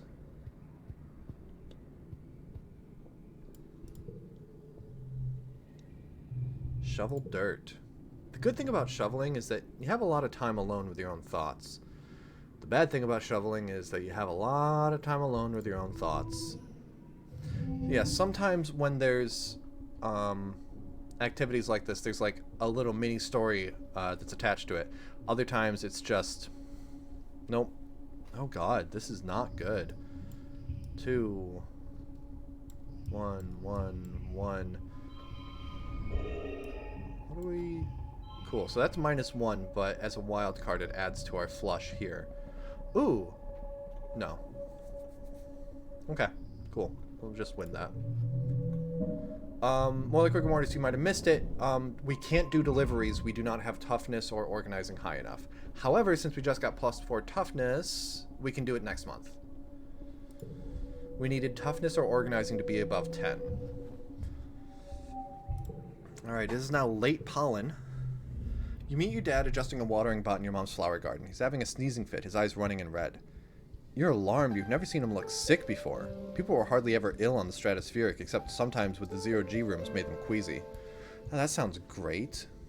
Maybe with another throat ache. Not to worry, my little beanstalk, he says nasally. I'll be fine. It's just this pollen make my head a little stuffy. He wipes his nose with a handkerchief and looks around. Everywhere you turn, the air is soupy and tinged with pink from all the floating pollen. On Earth, your dad tells you, we used to call this hay fever. Even though it has nothing to do with hay, your mom cuts in, carrying a large bouquet of flowers. The native flowers seem to be in full bloom this time of year. She buries her nose deep in them, and they smell fantastic. Your dad smiles kindly and agrees that they sure are beautiful, then he blows his nose loudly. We're not going to admit we're scared of anything, we're going to sniff the flowers. They do smell good, and they look harmless. Your dad's eyes look so sad, but maybe that's just the allergies. Hey, Sabote. I know the last few weeks have been very hard for you. This might be a good time to relax and stick on the quarters wing. Nonsense! My stress isn't even halfway up. No need for a relaxation month. This guy gives me Boder in his early 20s energy. What, Dad? Come on. What? You're looking for Cal in the garden when you nearly trip over someone else. One of the younger kids, and they're blindfolded? Hey! They exclaim, ripping off the blindfold of their face and throwing it to the ground. It's Sirius, one of Anemone's brothers. He glares at you. I was almost done! Cal jogs over and grabs Sirius in a friendly headlock, ruffling his messy red hair. Dude, you were so close! Sirius stamps his feet and complains he got in his way. It's not his fault. He didn't know we were playing a game. Give me a sec. I want to teach him how to play. Cal turns to you as Sirius leaves. Sorry, Sabote, he says sheepishly. I was teaching Sirius a new game, but he's more like an enemy than I thought. Real competitive, you know? He stoops to pick up the blindfold, brushing off the dirt. I've been trying to come up with different kinds of games other than sports ball. And no winners or losers. I just want to have fun with my friends. Cal looks at you hopefully. You want to learn how to play? Yeah. Games that are just fun for everybody and not competitive? Yeah. Forget sports. Let's have other games. Cal's smile looks like it's going to stretch right off his face. Radical, he shouts, jumping up and down in his excitement. Okay, so first put on this blindfold. The blindfold's a little scratchy and smells like dirt. You can feel Cal's big hands on your shoulders. I'm going to spin you around, and when I let go, you got to listen to my instructions. We're going to walk all the way to the cafeteria, okay?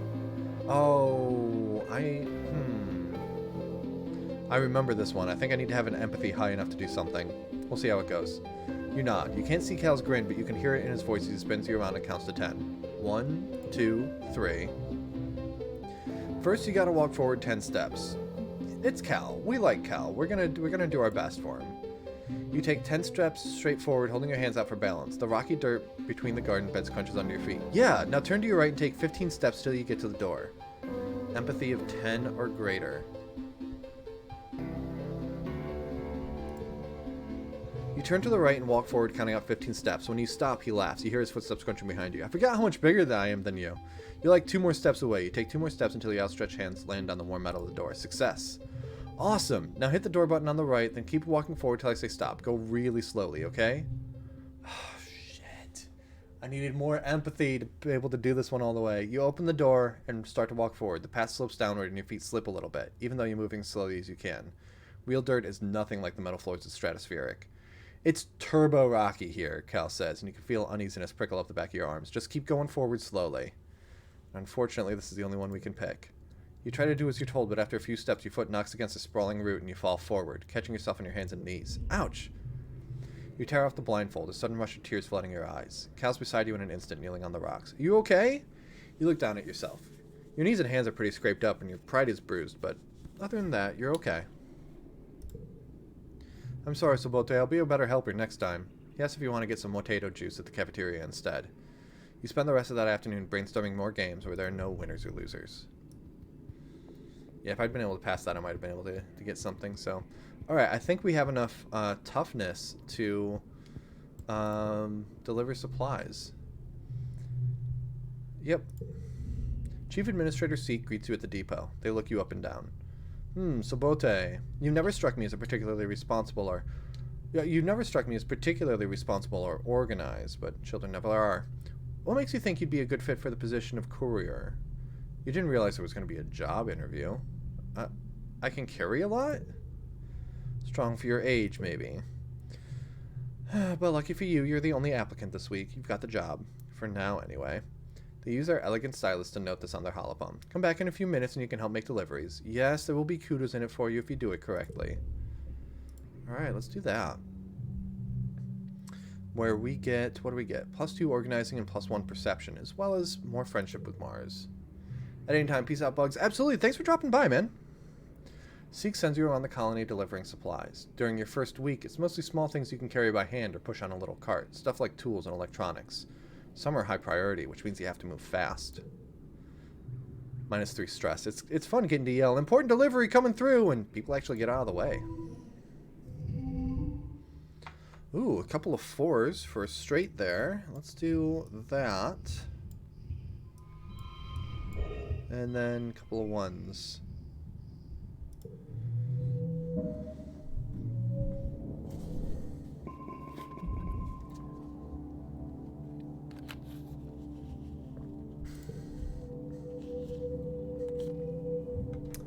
Okay, we are now in the early dust season.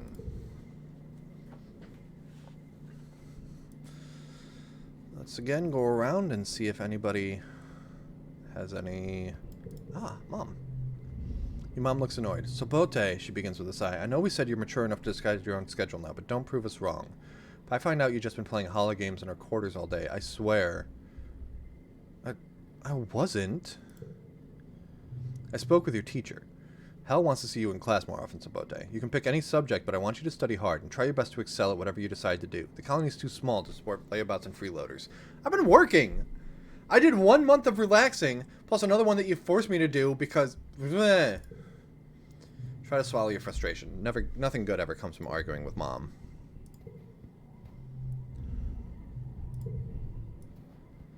Ooh. Expeditions. You step cautiously through the colony dates. Hey there, kiddo. Uncle Tonin blocks you away with a smile. I'm afraid expeditions is off limits for now. It's not safe out there for kids. You better toughen up so you can join the squad when you're older. Toughness or bravery, I could do something. View the map. An info window pops up in your holopom when you get closer. What do you want to know about? The Prosaic Plains. The Prosaic Plains lie far to the north of the colony, where the higher elevation and natural tilt of the planet makes the bromidic snow fall more regularly in every season.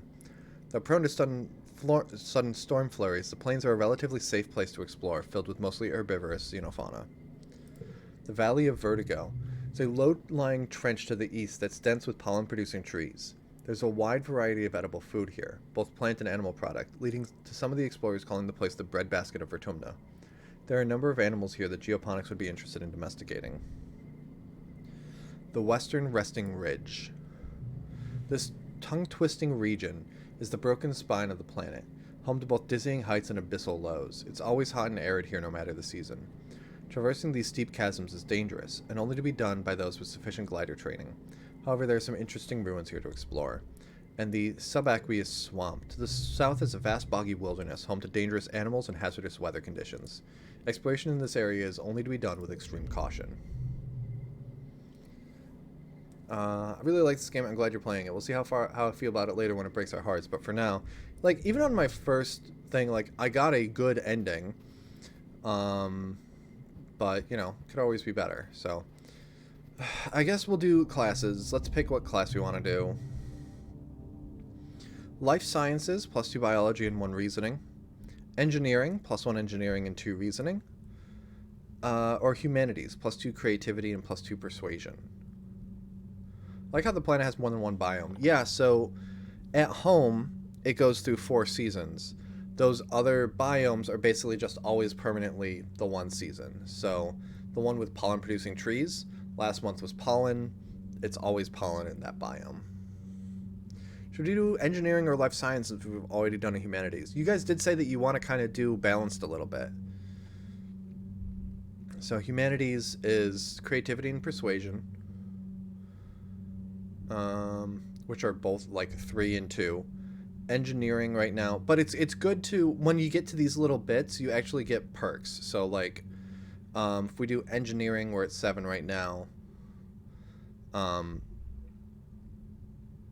If we do something that increases empathy, that would help. But like biology and reasoning is good. So, as a person who's allergic to pollen, a full-time pollen season sounds like hell. Let's see here.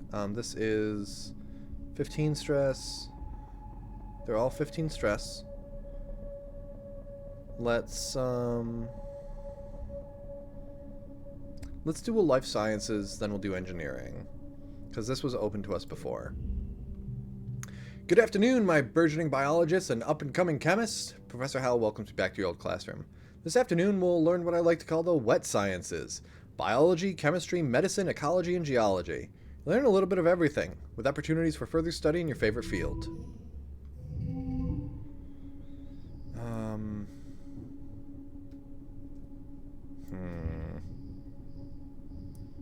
0, 1, 2.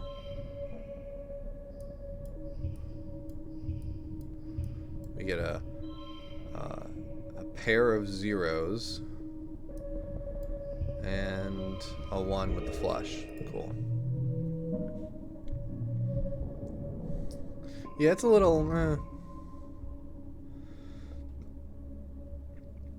Okay, so we do need to remember that whatever the primary thing is, we're getting a +1 from our absorbent brain, and also a +1 from one challenge. What is?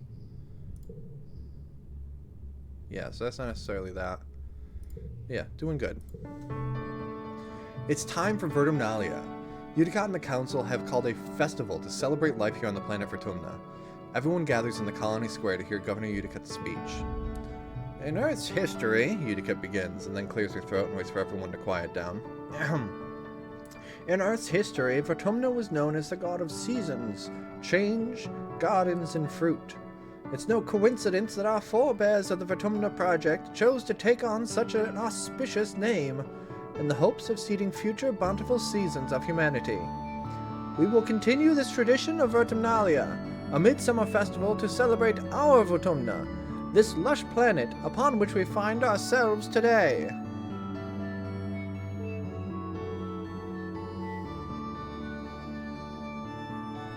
Clap or yawn? What's the time right now? 11:30. I'm gonna see if we can get through this first full year before we call it into the stream, so it's gonna go a little long. Everybody cheers and applauds. The members of the council all get up on stage one at a time to give their own short speeches. Governor Utica announces each one. Chief Administrator Seek, Command. Security Chief Rhett, Garrison. It's hard to make public speeches, she deserves it. Also, please karma for my future presentation. Chief Engineer Instance, Engineering. Chief Cultivator Flulu, Geoponics. Chief Steward Antecedent, Quarters. Chief Surveyor Melatonin, Expeditions. When it's your mother Flulu's turn, she announces that tonight you'll be eating some of the very first crops grown from Vertumnan soil. Your eyes go to the feast table. Aboard the Stratosphere, it would have been mostly soy-based food with the nanoprinters, spiced up with what precious fruits and vegetables could be grown in the small growing bays. This year, the Earth plants look even less robust than usual, but they're supplemented by some Vertumnan plants you've come to appreciate, juicy potato pods and slabs of edible fungi. Udicott takes the stage after everyone on the council has said their piece. What is a festival without festivities? She asked. Professor Hal and Security Chief Rhett have organized a 3-part competition for the kids. Good luck, children. Which one do you join? In addition to I'll just watch our competitions are dumb, we have enough reasoning to do the science fair. We have enough toughness to do bot wrestling. I would like to do one of the competition ones. We're not that rebellious yet.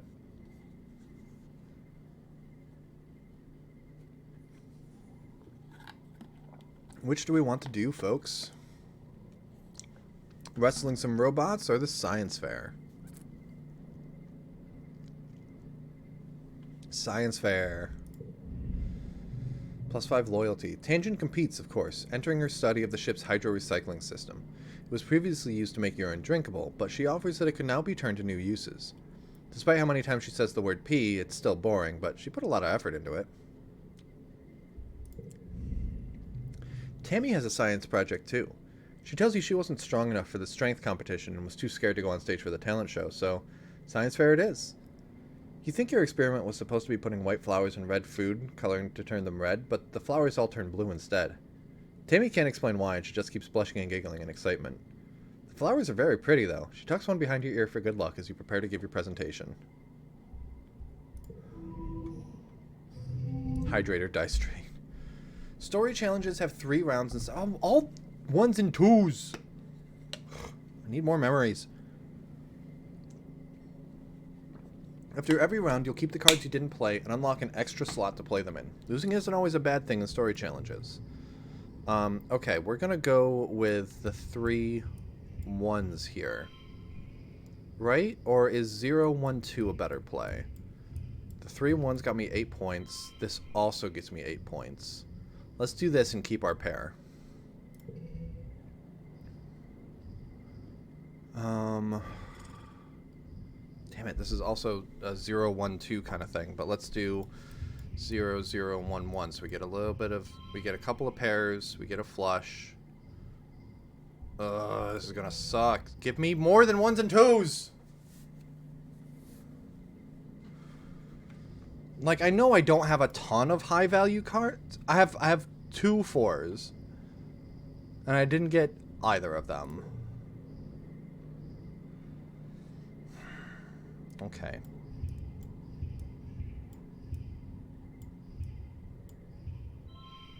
Wow, we weren't even close. +1 to a card and change its suit to red. Do we want to do that? No, if I had 2 2s, then I could change one of them to a 3. But I only have 1 egg. I haven't been looking for more.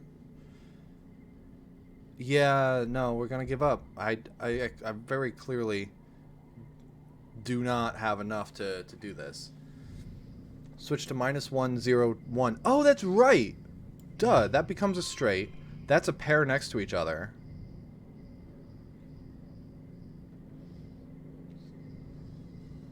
I only have 1 of those, but... is that more valuable as a straight or a pair? That's more valuable as a straight. Again, we're not going to get there, but this is kind of figuring out how we're doing.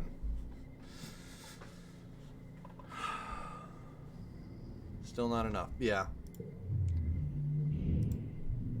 Defeated. We got some kudos. Tangent wins. She accepts her prize with grace, having expected nothing less. Your baking soda volcano, which was much less impressive than you imagine. It just kind of fizzes, and you don't explain it very well. It's pretty clear your dad helped. Maybe next year. Oh, but that did help our stress, so we don't need to worry about doing a relax. Still, we got a lot of 0s we're going to want to get rid of. After the festivities are over, everyone takes time off for a much-needed break. During the fierce heat of dust, a few days rest is exactly what you need. You feel refreshed. Yeah, that's the other thing with, like, doing a lot of the jobs around here, they don't necessarily get you cards. They don't really get you memories. Tammy almost doesn't notice you approach. She's bent over a hollow palm, intently taking notes until you get close enough that her ears wiggle and she looks up surprised. Oh, hello, Sabote. She greets you cheerfully. I'm so sorry, I didn't see you there. Oh, we got a card. +1 to the card to the right. You ask her what she's studying, and she flushes pink and tugs in her ear. Oh, I'm not studying. I'm making a list of my friend's favorite things. She laughs a little embarrassed. And well, you're my friend, Sabote, so what's your favorite color?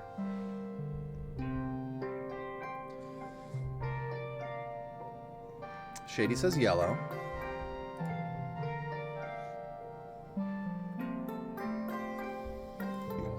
Oh, excuse me.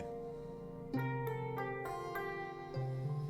mean, I was thinking blue, because Butterbug blue, but yellow because it's Tammy's favorite color. Wow, really sucking up to her, huh? Sure, let's go yellow. Yellow's my favorite too! She notes your answer, then asks what your favorite dessert is. Desert? I prefer Sahara myself. Space cake. I'm not asking you guys. I'm going with space cake. Yay, space cake is my favorite too! Oh, damn. Last question. What's your favorite toy?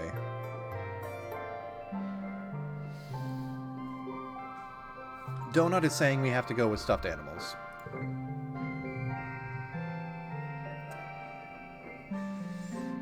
Okay, now I know what to get you for your birthday. What are your favorite things?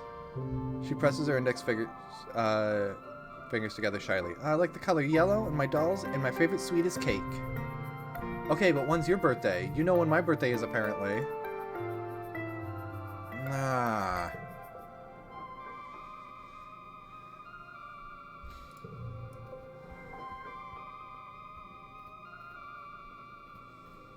I wonder if we would have gotten a bonus if I'd also picked dolls.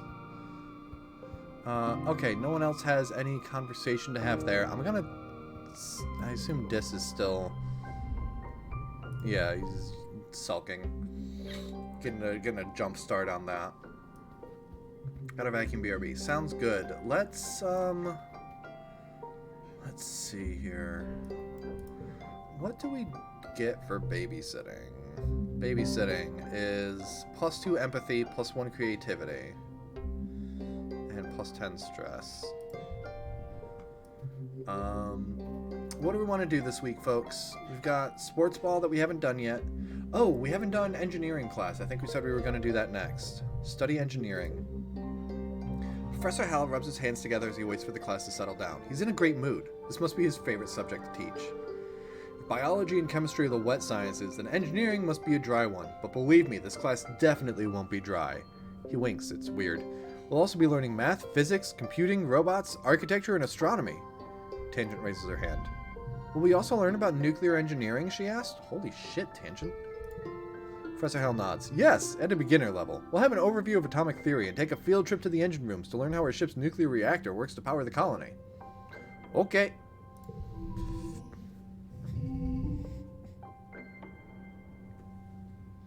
Studying engineering. Need to hit 12. No problem.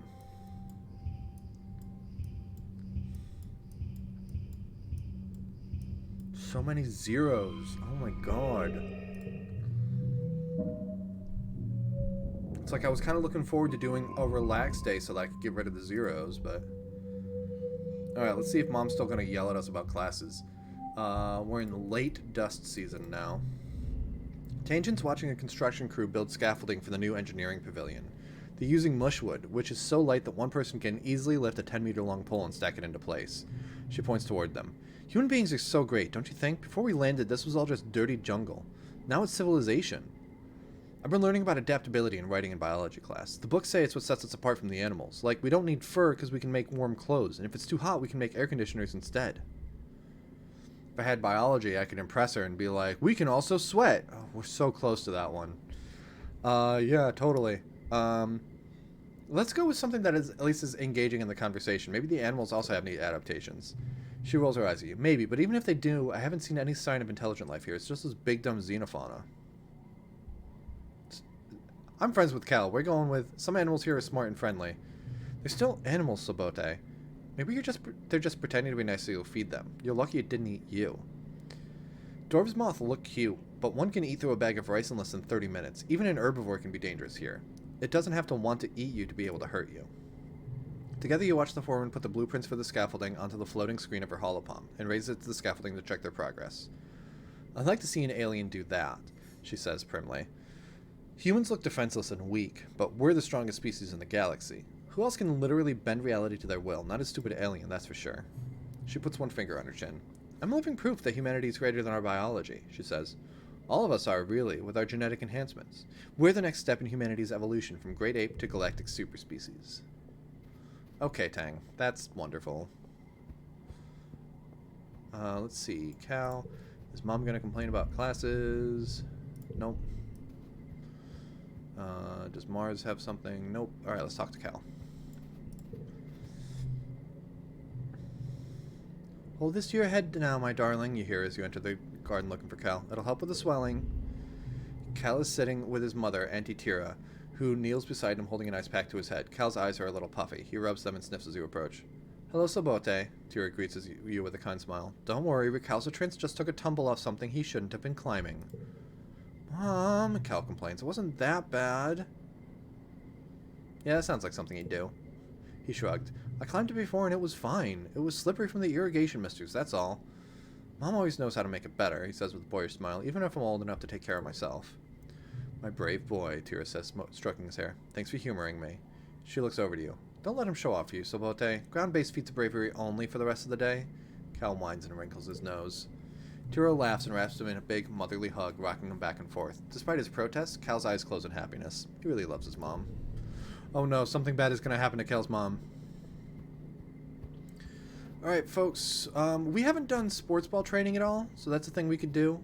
We could attend classes again and increase those stats. We can do babysitting if we want. We can deliver supplies. We can shovel dirt. What would people like to try to do? I believe that helping Dad with the animals is still not a thing. Never mind, my phone's shutting itself off every 10 seconds. Very cool. Gotta figure that out now. Oh no! I do not have bravery or toughness high enough yet. Which do we want to do, folks? Curious what sports ball is like in this world. I mean, it doesn't really show, but it's like a combination of like volleyball and such. A small team led by Security Chief Rhett was enough to keep the peace on Stratospheric. To stay busy, they also ran the exercise gym and sports ball courts.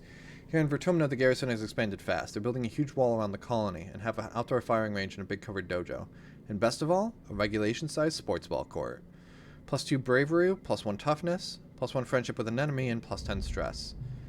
Anemone meets you on the court. She's bouncing from one leg to the other in excitement. My brother Com's organizing the youth team, she tells you. Kombucha offers you a high five in greeting, then tosses a sports ball your way.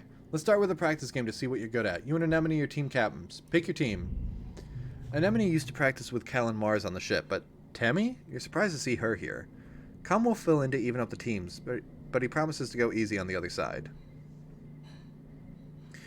Interesting. Oh, I must have done this. I'm like, I must have done this before Tammy died in the previous one. So, no, let's grab Cal. Cal and Tammy, they're friggin' ride or die, right? Mind if I play goalie? Yeah, sports ball's fun, but I don't really like to score against the other team. Anemone chooses Kombucha, of course. They bump fists. Your next choice, Tammy. Cal said I should join, but I'm not very good at sports. Where should I stand? She asked quietly. You aren't sure. You assign her to tackle back and tell her to stick like glue to the opposing team's spiker. Maybe she'll get in their way instead of yours? You face off 3-on-3. Start the game. Toughness challenge. Alright, cool. There's a 4. With a +2 to the last card.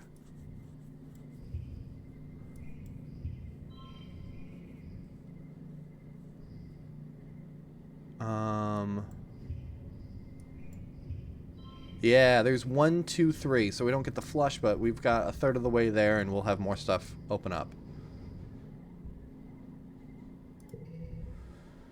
Okay, that's a lot of 1s. 1, 1, 1, 4. Yeah, we're doing great.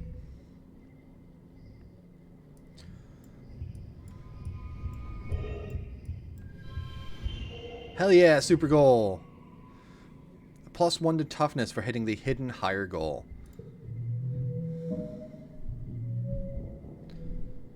So, +2 toughness, +1 kudos. Tammy tackles an enemy in a brilliant takedown that surprises everyone.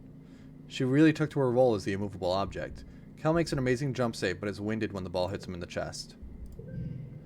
The score is tied, with an enemy in comp putting the pressure on. Then blam, you score the match point with a rad spike all the way from the net line. +5 kudos, and gained a memory. Alright, cool, so that was a story one. That just did the +1 toughness. And then for finishing out the activity for the month. +1 there, plus bravery, toughness. Okay, now we go into the wet season. I don't have anything interesting to say in wet. Anemone runs up to you. Hey, Sabote, she huffs, catching her breath. She grins. On the ships, adults are always saying, no running, Anemone, no running. But outside, there's so much room. I can run for 5 minutes in one direction. Even more after the robo-plows clear the land for farms. Rain. I cannot say I'm a fan. Being wet is a misery. Oh. You're indoorsy like me. The air is different here. We've never lived somewhere where the air can be too dry or too wet or too hot or cold. It's almost as if the planet is alive. That's a scary thought. Ooh, Dis wants to say something. Your shoes are gross. That's what you get for walking around in the dirt out there. Not me. I'm sticking to the ship until they pave over all that icky mud. Okay. Knock on wood. I think we're okay. Alright. Oh, hey, mushwood log. I have not been keeping an eye out for things. That's the same. If your mom already said no, I agree with her, your dad says without looking up from his work. I know you two disagree about things, but she's still your mom. Yeah, that's being a good dad. The suns, they're so warm. He lifts his face to the sky, his eyes closed. Well, the blue one's just kind of warm, but the yellow one's like a heater. In the sky, the glow lights on the strato were bright, but never hot like this. It's so nice. Dis, what you got? Oh, dang it! My perception sucks. It's pouring rain and everyone's trying to stay dry under the grass roof palapas. Everyone except Dis. Off in the distance, over at the wall near the sports ball field, he's definitely skulking. I can't follow him. I'm not gonna tell someone though. We're not a narc. I guess we're just gonna ignore him. When you glance back, he's gone. Can I? Come on. I want to go out there. Okay. What do we want to do with the day? Sports ball. Bunch of different classes. Babysitting. Deliver supplies and shovel dirt.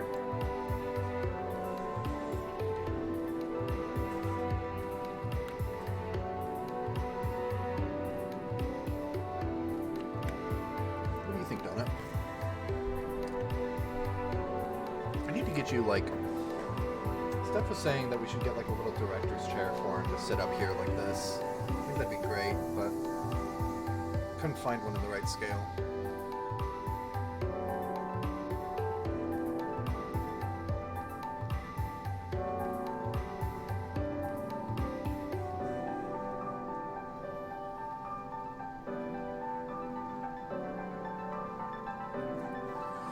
Alright, no opinions on what we should do with the... Alright, shovel dirt, says Griff Kuba.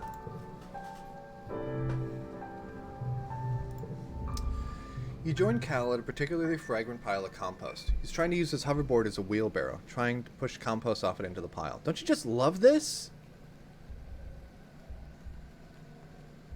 The dirt? No, I mean, just mean this. He takes in...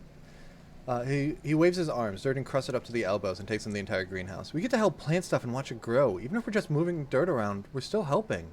I mean, why is it so big to you? Well, I like digging holes in the dirt because it's so full of surprises down there. I found a worm. Wait, let me see if I can find her again. He sticks his hand in the compost and rummages around, his tongue sticking out of his mind. I guess she got away. She was real shiny like a rainbow. Wait, he says. I just thought of a thing I like better. He shows you his splayed hand. Getting dirt under my fingernails. I don't know why, but it's the best. Okay.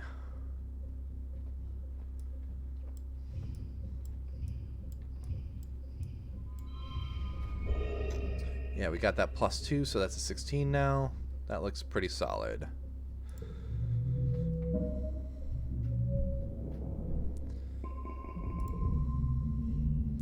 You're having a terrifying, familiar dream.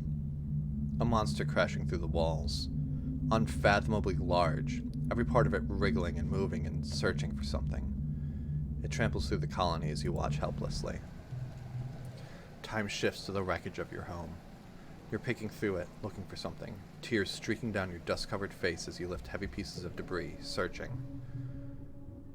You wake up shouting, "No!" but your voice is drowned out by the deafening rumble from the skies above.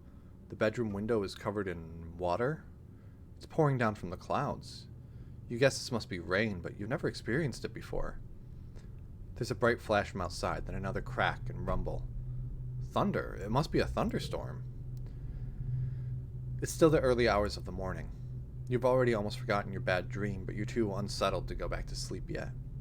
The rain beats down on the roof of your quarters, joined now and then with great peals of thunder like the footsteps of an angry beast.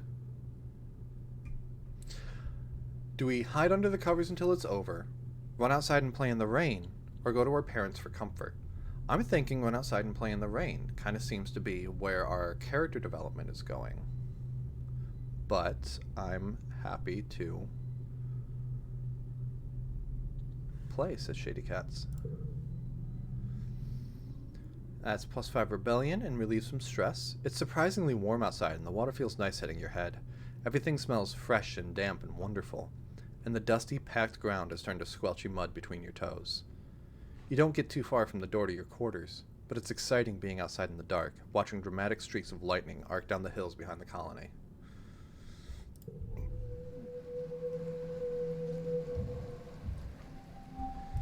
Mid-wet season?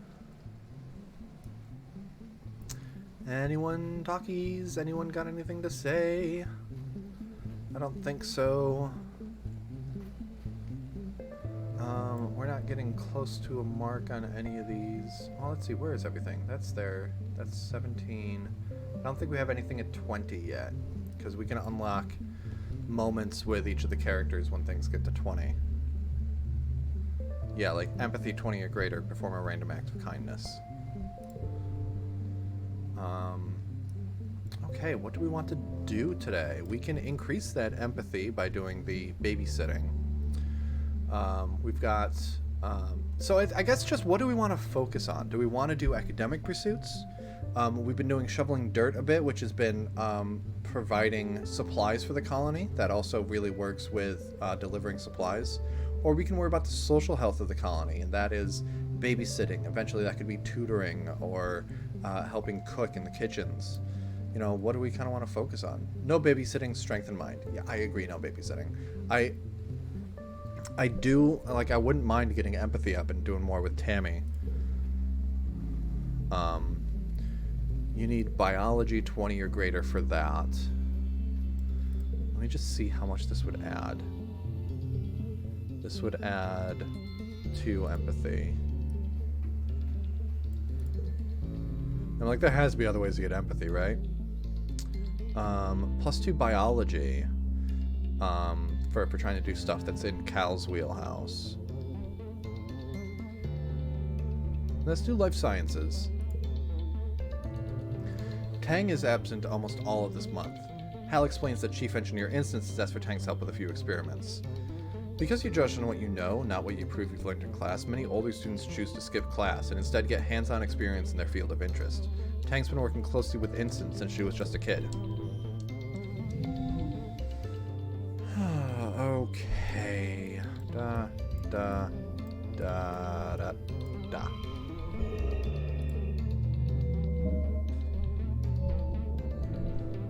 Yeah, +4 biology. Heck yeah.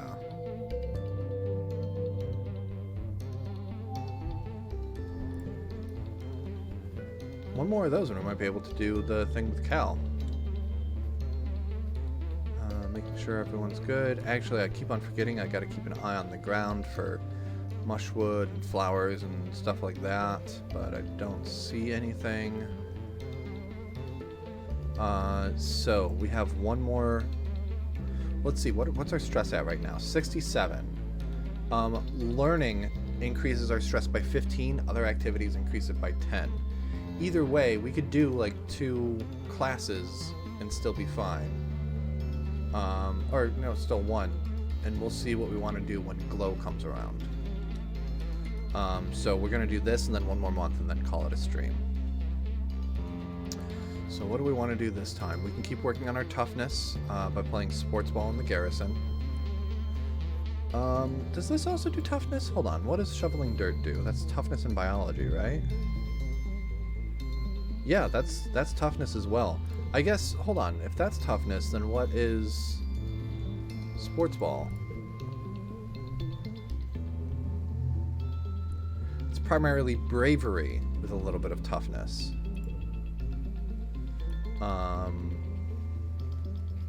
And when we get toughness up to 20, we'll have a challenge that we can do with anemone. So, we can do that. Yeah, so I guess, do we... biology to do something with Cal next month, or toughness to do something with anemone? Assuming that I get the right amounts of increases. So, I would say those are our 2 choices today. What do people want to do? We could take 1 more life sciences class and do something with Cal. Or we can shovel dirt some more and do something with anemone. I'll talk to them in the meantime. The suns, they're so warm.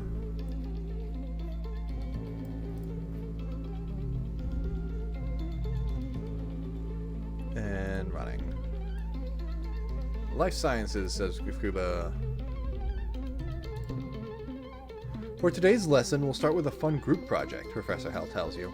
You'll be studying the mush tree, a prominent natural resource native to Vertumnan. In the ideal conditions, it can grow at a speed of over 30 meters, over a meter a day, 30 meters a day, Jesus Christ, and have a diameter of up to 30 centimeters. He stands on his tiptoes and gestures to illustrate. Your team will experiment to find these ideal conditions. You've teamed up with Tang and Cal and are given a mush tree spore in a bucket to grow it in. The rest is up to you. Tang looks up Surveyor's notes on the holonet. Mush trees, she reads, are most abundant south of the colony, in the stormy, moist regions of the subaqueous swamp. What if we use water instead of soil, Cal suggests, like they do with hydroponics? If they like wet weather, that might work. Sabote, do you have any suggestions?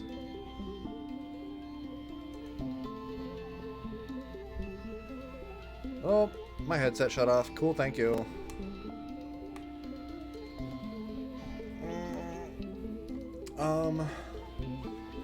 Hold on.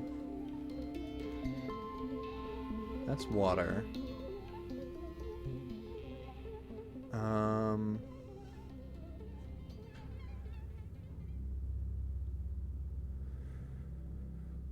I don't think the electric current would help. Singing to it, maybe. I don't think bright glow light either if it's supposed to be raining a lot. I think probably lower the water's pH is what I did last time, and I think it worked. So we'll go sciencey on that.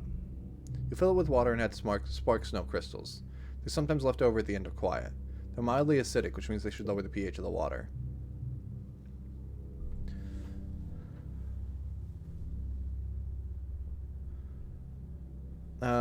Yeah, okay, that makes sense. That was kind of middle. In the end, yours is middle of the pack. Seeing as mush trees don't usually grow when there's spark snow, you're able to conclude that they probably don't like acid. Yeah, I don't know anything about the subaqueous swamp down there, so... Alright, so we didn't crush that.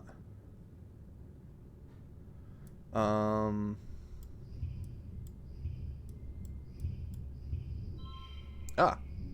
That moved on me. Hold on.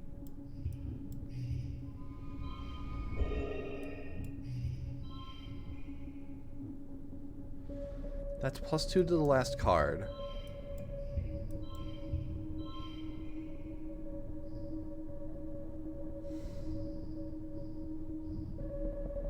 And that's a win, but I'm wondering if we can get a super goal on this one. This adds +1 to the card to the right. This adds +2 to the last one. Let's pull them all back really quick.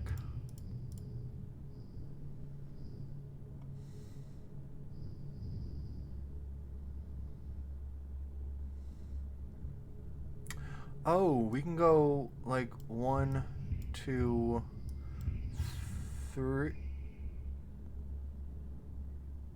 Oh, no, but that's also a plus 3, 0. And then we get the extra 1 in there.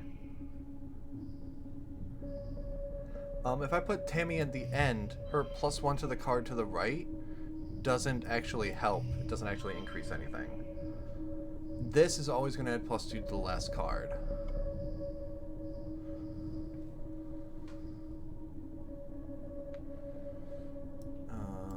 Yeah, that's worse. I think this is as best as we can do.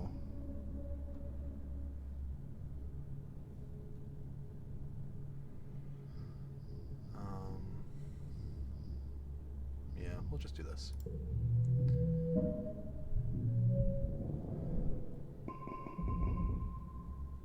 I already moved it. So, I think that would have been out of order, though. The days have been getting shorter with only the yellow sun barely skimming the horizon. One morning, you wake in the darkness and have to check your holopalm to know what time it is. You see a hollow stress from Mars. Everything you do increases stress. If you're not relaxing, you are getting stress. It's fine. We expected it. Classes do plus 15. Good morning to all my pals, if you can even call it morning. They've named it glow season because, like, everything is crazy glowing out there in the dark. I'm staying the heck inside for the next month. What's the point of even going out if you can't see anything? It's going to be a long, boring month. No way, it looks cool out there. You peek out the window. The wormhole is the biggest you've ever seen it, like a massive fiery ring in the sky. The planet must be very close to it by now. And out in the jungle, something new is taking place. The plants are flowering, glowing iridescent blooms, and everything is full of life. There are strange new sounds, long hooting calls, and gurgling roars. Realistic, everything gives you stress. Unrealistic, relaxing doesn't also weirdly give you stress. After Mars's message is a notice from the council warning everyone to stay safe inside. Tammy's dad and the other surveyors have been called back and the gates closed for the month. There's a tension in the air as if everyone's waiting for something.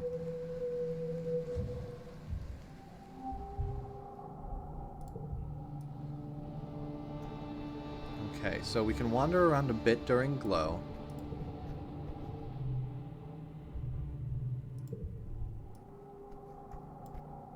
Ooh, crystal. Dis is staring off into the wilderness outside the gates. Feels different, he mumbles. Don't know how. Just different.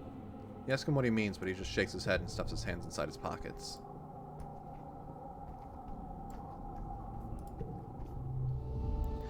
Anemone's running around the sports ball court, touching her hand to the ground at each corner. 18, she counts. 19. When she reaches 20, she collapses in the grass and checks her holopalm. I'm training. My big bro Com says I have to get my legs climatized to the planet if I'm going to be team captain like him. Nothing to say about glow. Got it. And then here's Mom. Sabote, your mom stops you as you walk by. What are you doing out of our quarters? It isn't safe out here. Why don't you show him the Xeno egg? Will that aid friendship? I could try to do that. I don't know if he likes a Xeno egg. Seems like he might. So, like, different people will like different,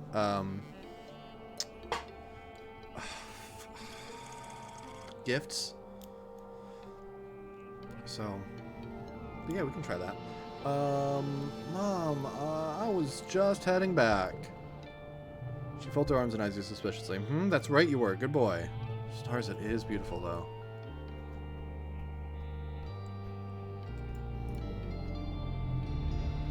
Does this interest you? Xeno egg.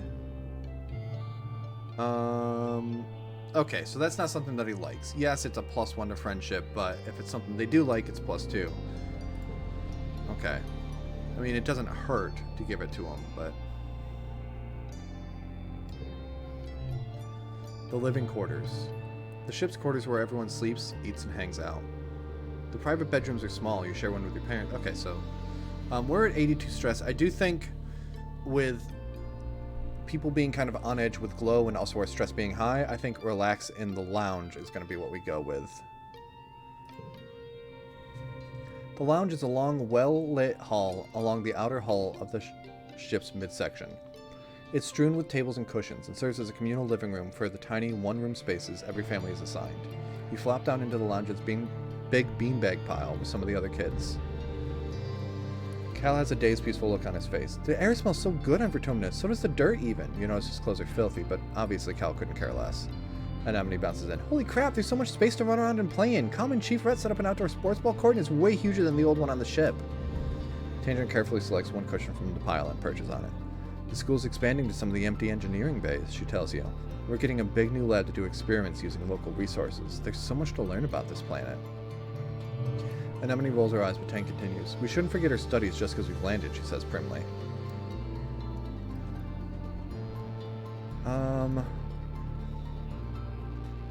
I would say I would like to explore the jungle. Everyone's talking about, you know, oh, school, whatever. But just playing? I want to explore the jungle. Rebellion and friendship with Dis. Sabulte's right, you hear over your shoulder, and you're startled to find Dis standing right behind you. When did he get there? You see those huge beasts in the jungle as we were landing? Dis continues, picking at a thread on his sweater till it unravels. I wonder if there are more out there. You've had less of the deja vu, dreams come to life feeling this week. You're starting to think you'd even imagined it. But suddenly you get a prickling sensation in the back of your neck, and remember that Mars is about to enter the lounge and tell everyone to look outside. You stare at the door. Welcome to the jungle? Yeah. Mars walks through as if on cue. OMG, everybody look outside. They're hoisting a flag over command. You know what that means, right? Vertumnan is officially humanity's first exocolony ever. This feels like this wasn't something that would necessarily be during Glow. It would just be a time that you relax. You look out at the flag, feeling dizzy, and silently mouth the words along with what she says next. You remember this moment so well. This is history, kids. She exclaims, wrapping Anemone and Tangent under each arm. And we were there. Let's forget about our stress cry on the ship. I would have loved to forget a 0 instead, or maybe even a 1, but the endless dark of Glow season must be getting to you. All week you've been having nightmares. Something is coming. Something bad's about to happen. A dreadful mantra repeats in your head. And we got some stress back. You're hardly even surprised when the emergency sirens start up. You peek out the gates. Yeah, they should be closed, but they're open. Just as you dreamed or remembered, but the details are foggy. There were monsters. You do not have the bravery to help fight. So, the closest assembly point is the children's creche, but from the opposite direction you hear shouting and loud popping noises. Gunfire. Is the colony under attack? Yeah, no, we're gonna hide. You find Dis and Tammy in the creche. Tammy gestures for you to come crouch under the table next to them. Takes her hand fearfully. The lights are dim.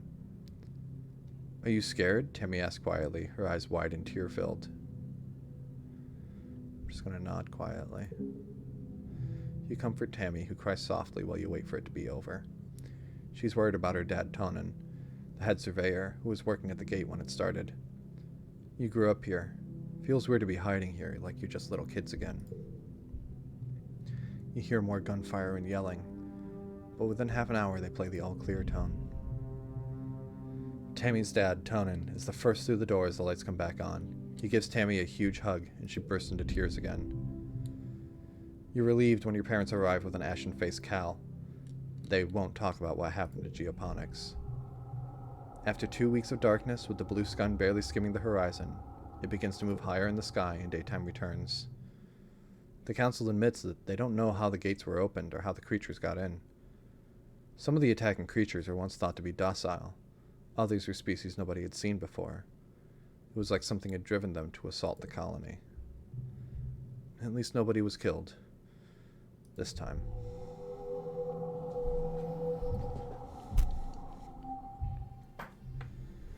Childhood is fleeting. The game will end when you reach age 20, so you should focus on a few skills to improve and friends to spend time with. Use the skills and friends buttons at the top left of the screen to keep track of them. Good luck. So we see our friendship with Cal and Tammy went up. We've increased our toughness a lot, our biology a lot, some other stuff a bit. We've become a little more loyal. We've earned kudos. We've gotten some stuff. And we've lost friendship with Mars. Start age 11.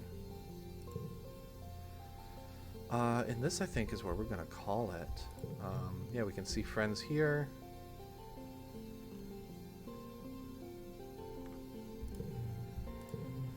Our memories, collectibles, gear. Oh, you know what? Before I forget, let me just do a quick run for collectibles, but then we're gonna save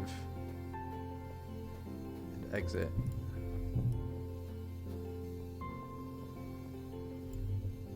So, save game. New save. Brunch with Boater. And that's where we quit. That was good timing. It is just after 12 o'clock, so we're going to call it right there. I'm going to give my voice a break. I'm so sick of being sick, y'all. I'm so annoyed with this. I was fine basically all week. And then I started coughing a lot yesterday. Just want to be done with it. Everyone stop passing colds around. Meh. Alright, everyone. Jade Empire, this upcoming Tuesday. It's already edited, uploaded, and ready to go. And probably streaming again next week. More of this. I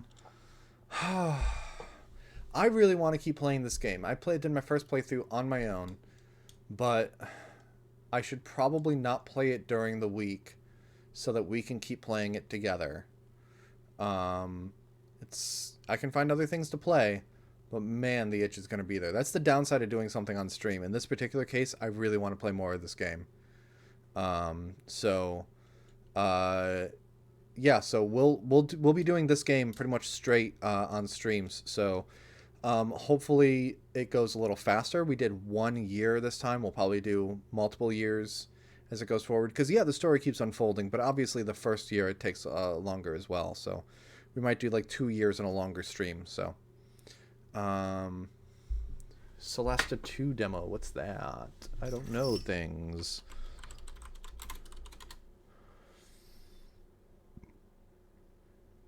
I also don't know Celesta 1. Ooh, a new D&D RPG. Interesting. Because I really want to play this one, and it's going to kill me to not play it during stream, we are going to mainline this game. But I can keep that in mind for when we're done with this particular run. In the meantime, everybody, thank you all so much for watching. I don't think we're going to raid over to anyone. We're just going to call an end to the stream. I hope that you guys enjoy the rest of your Sunday, and the rest of your week. And I will see you next time. Have a good one, everybody. Bye.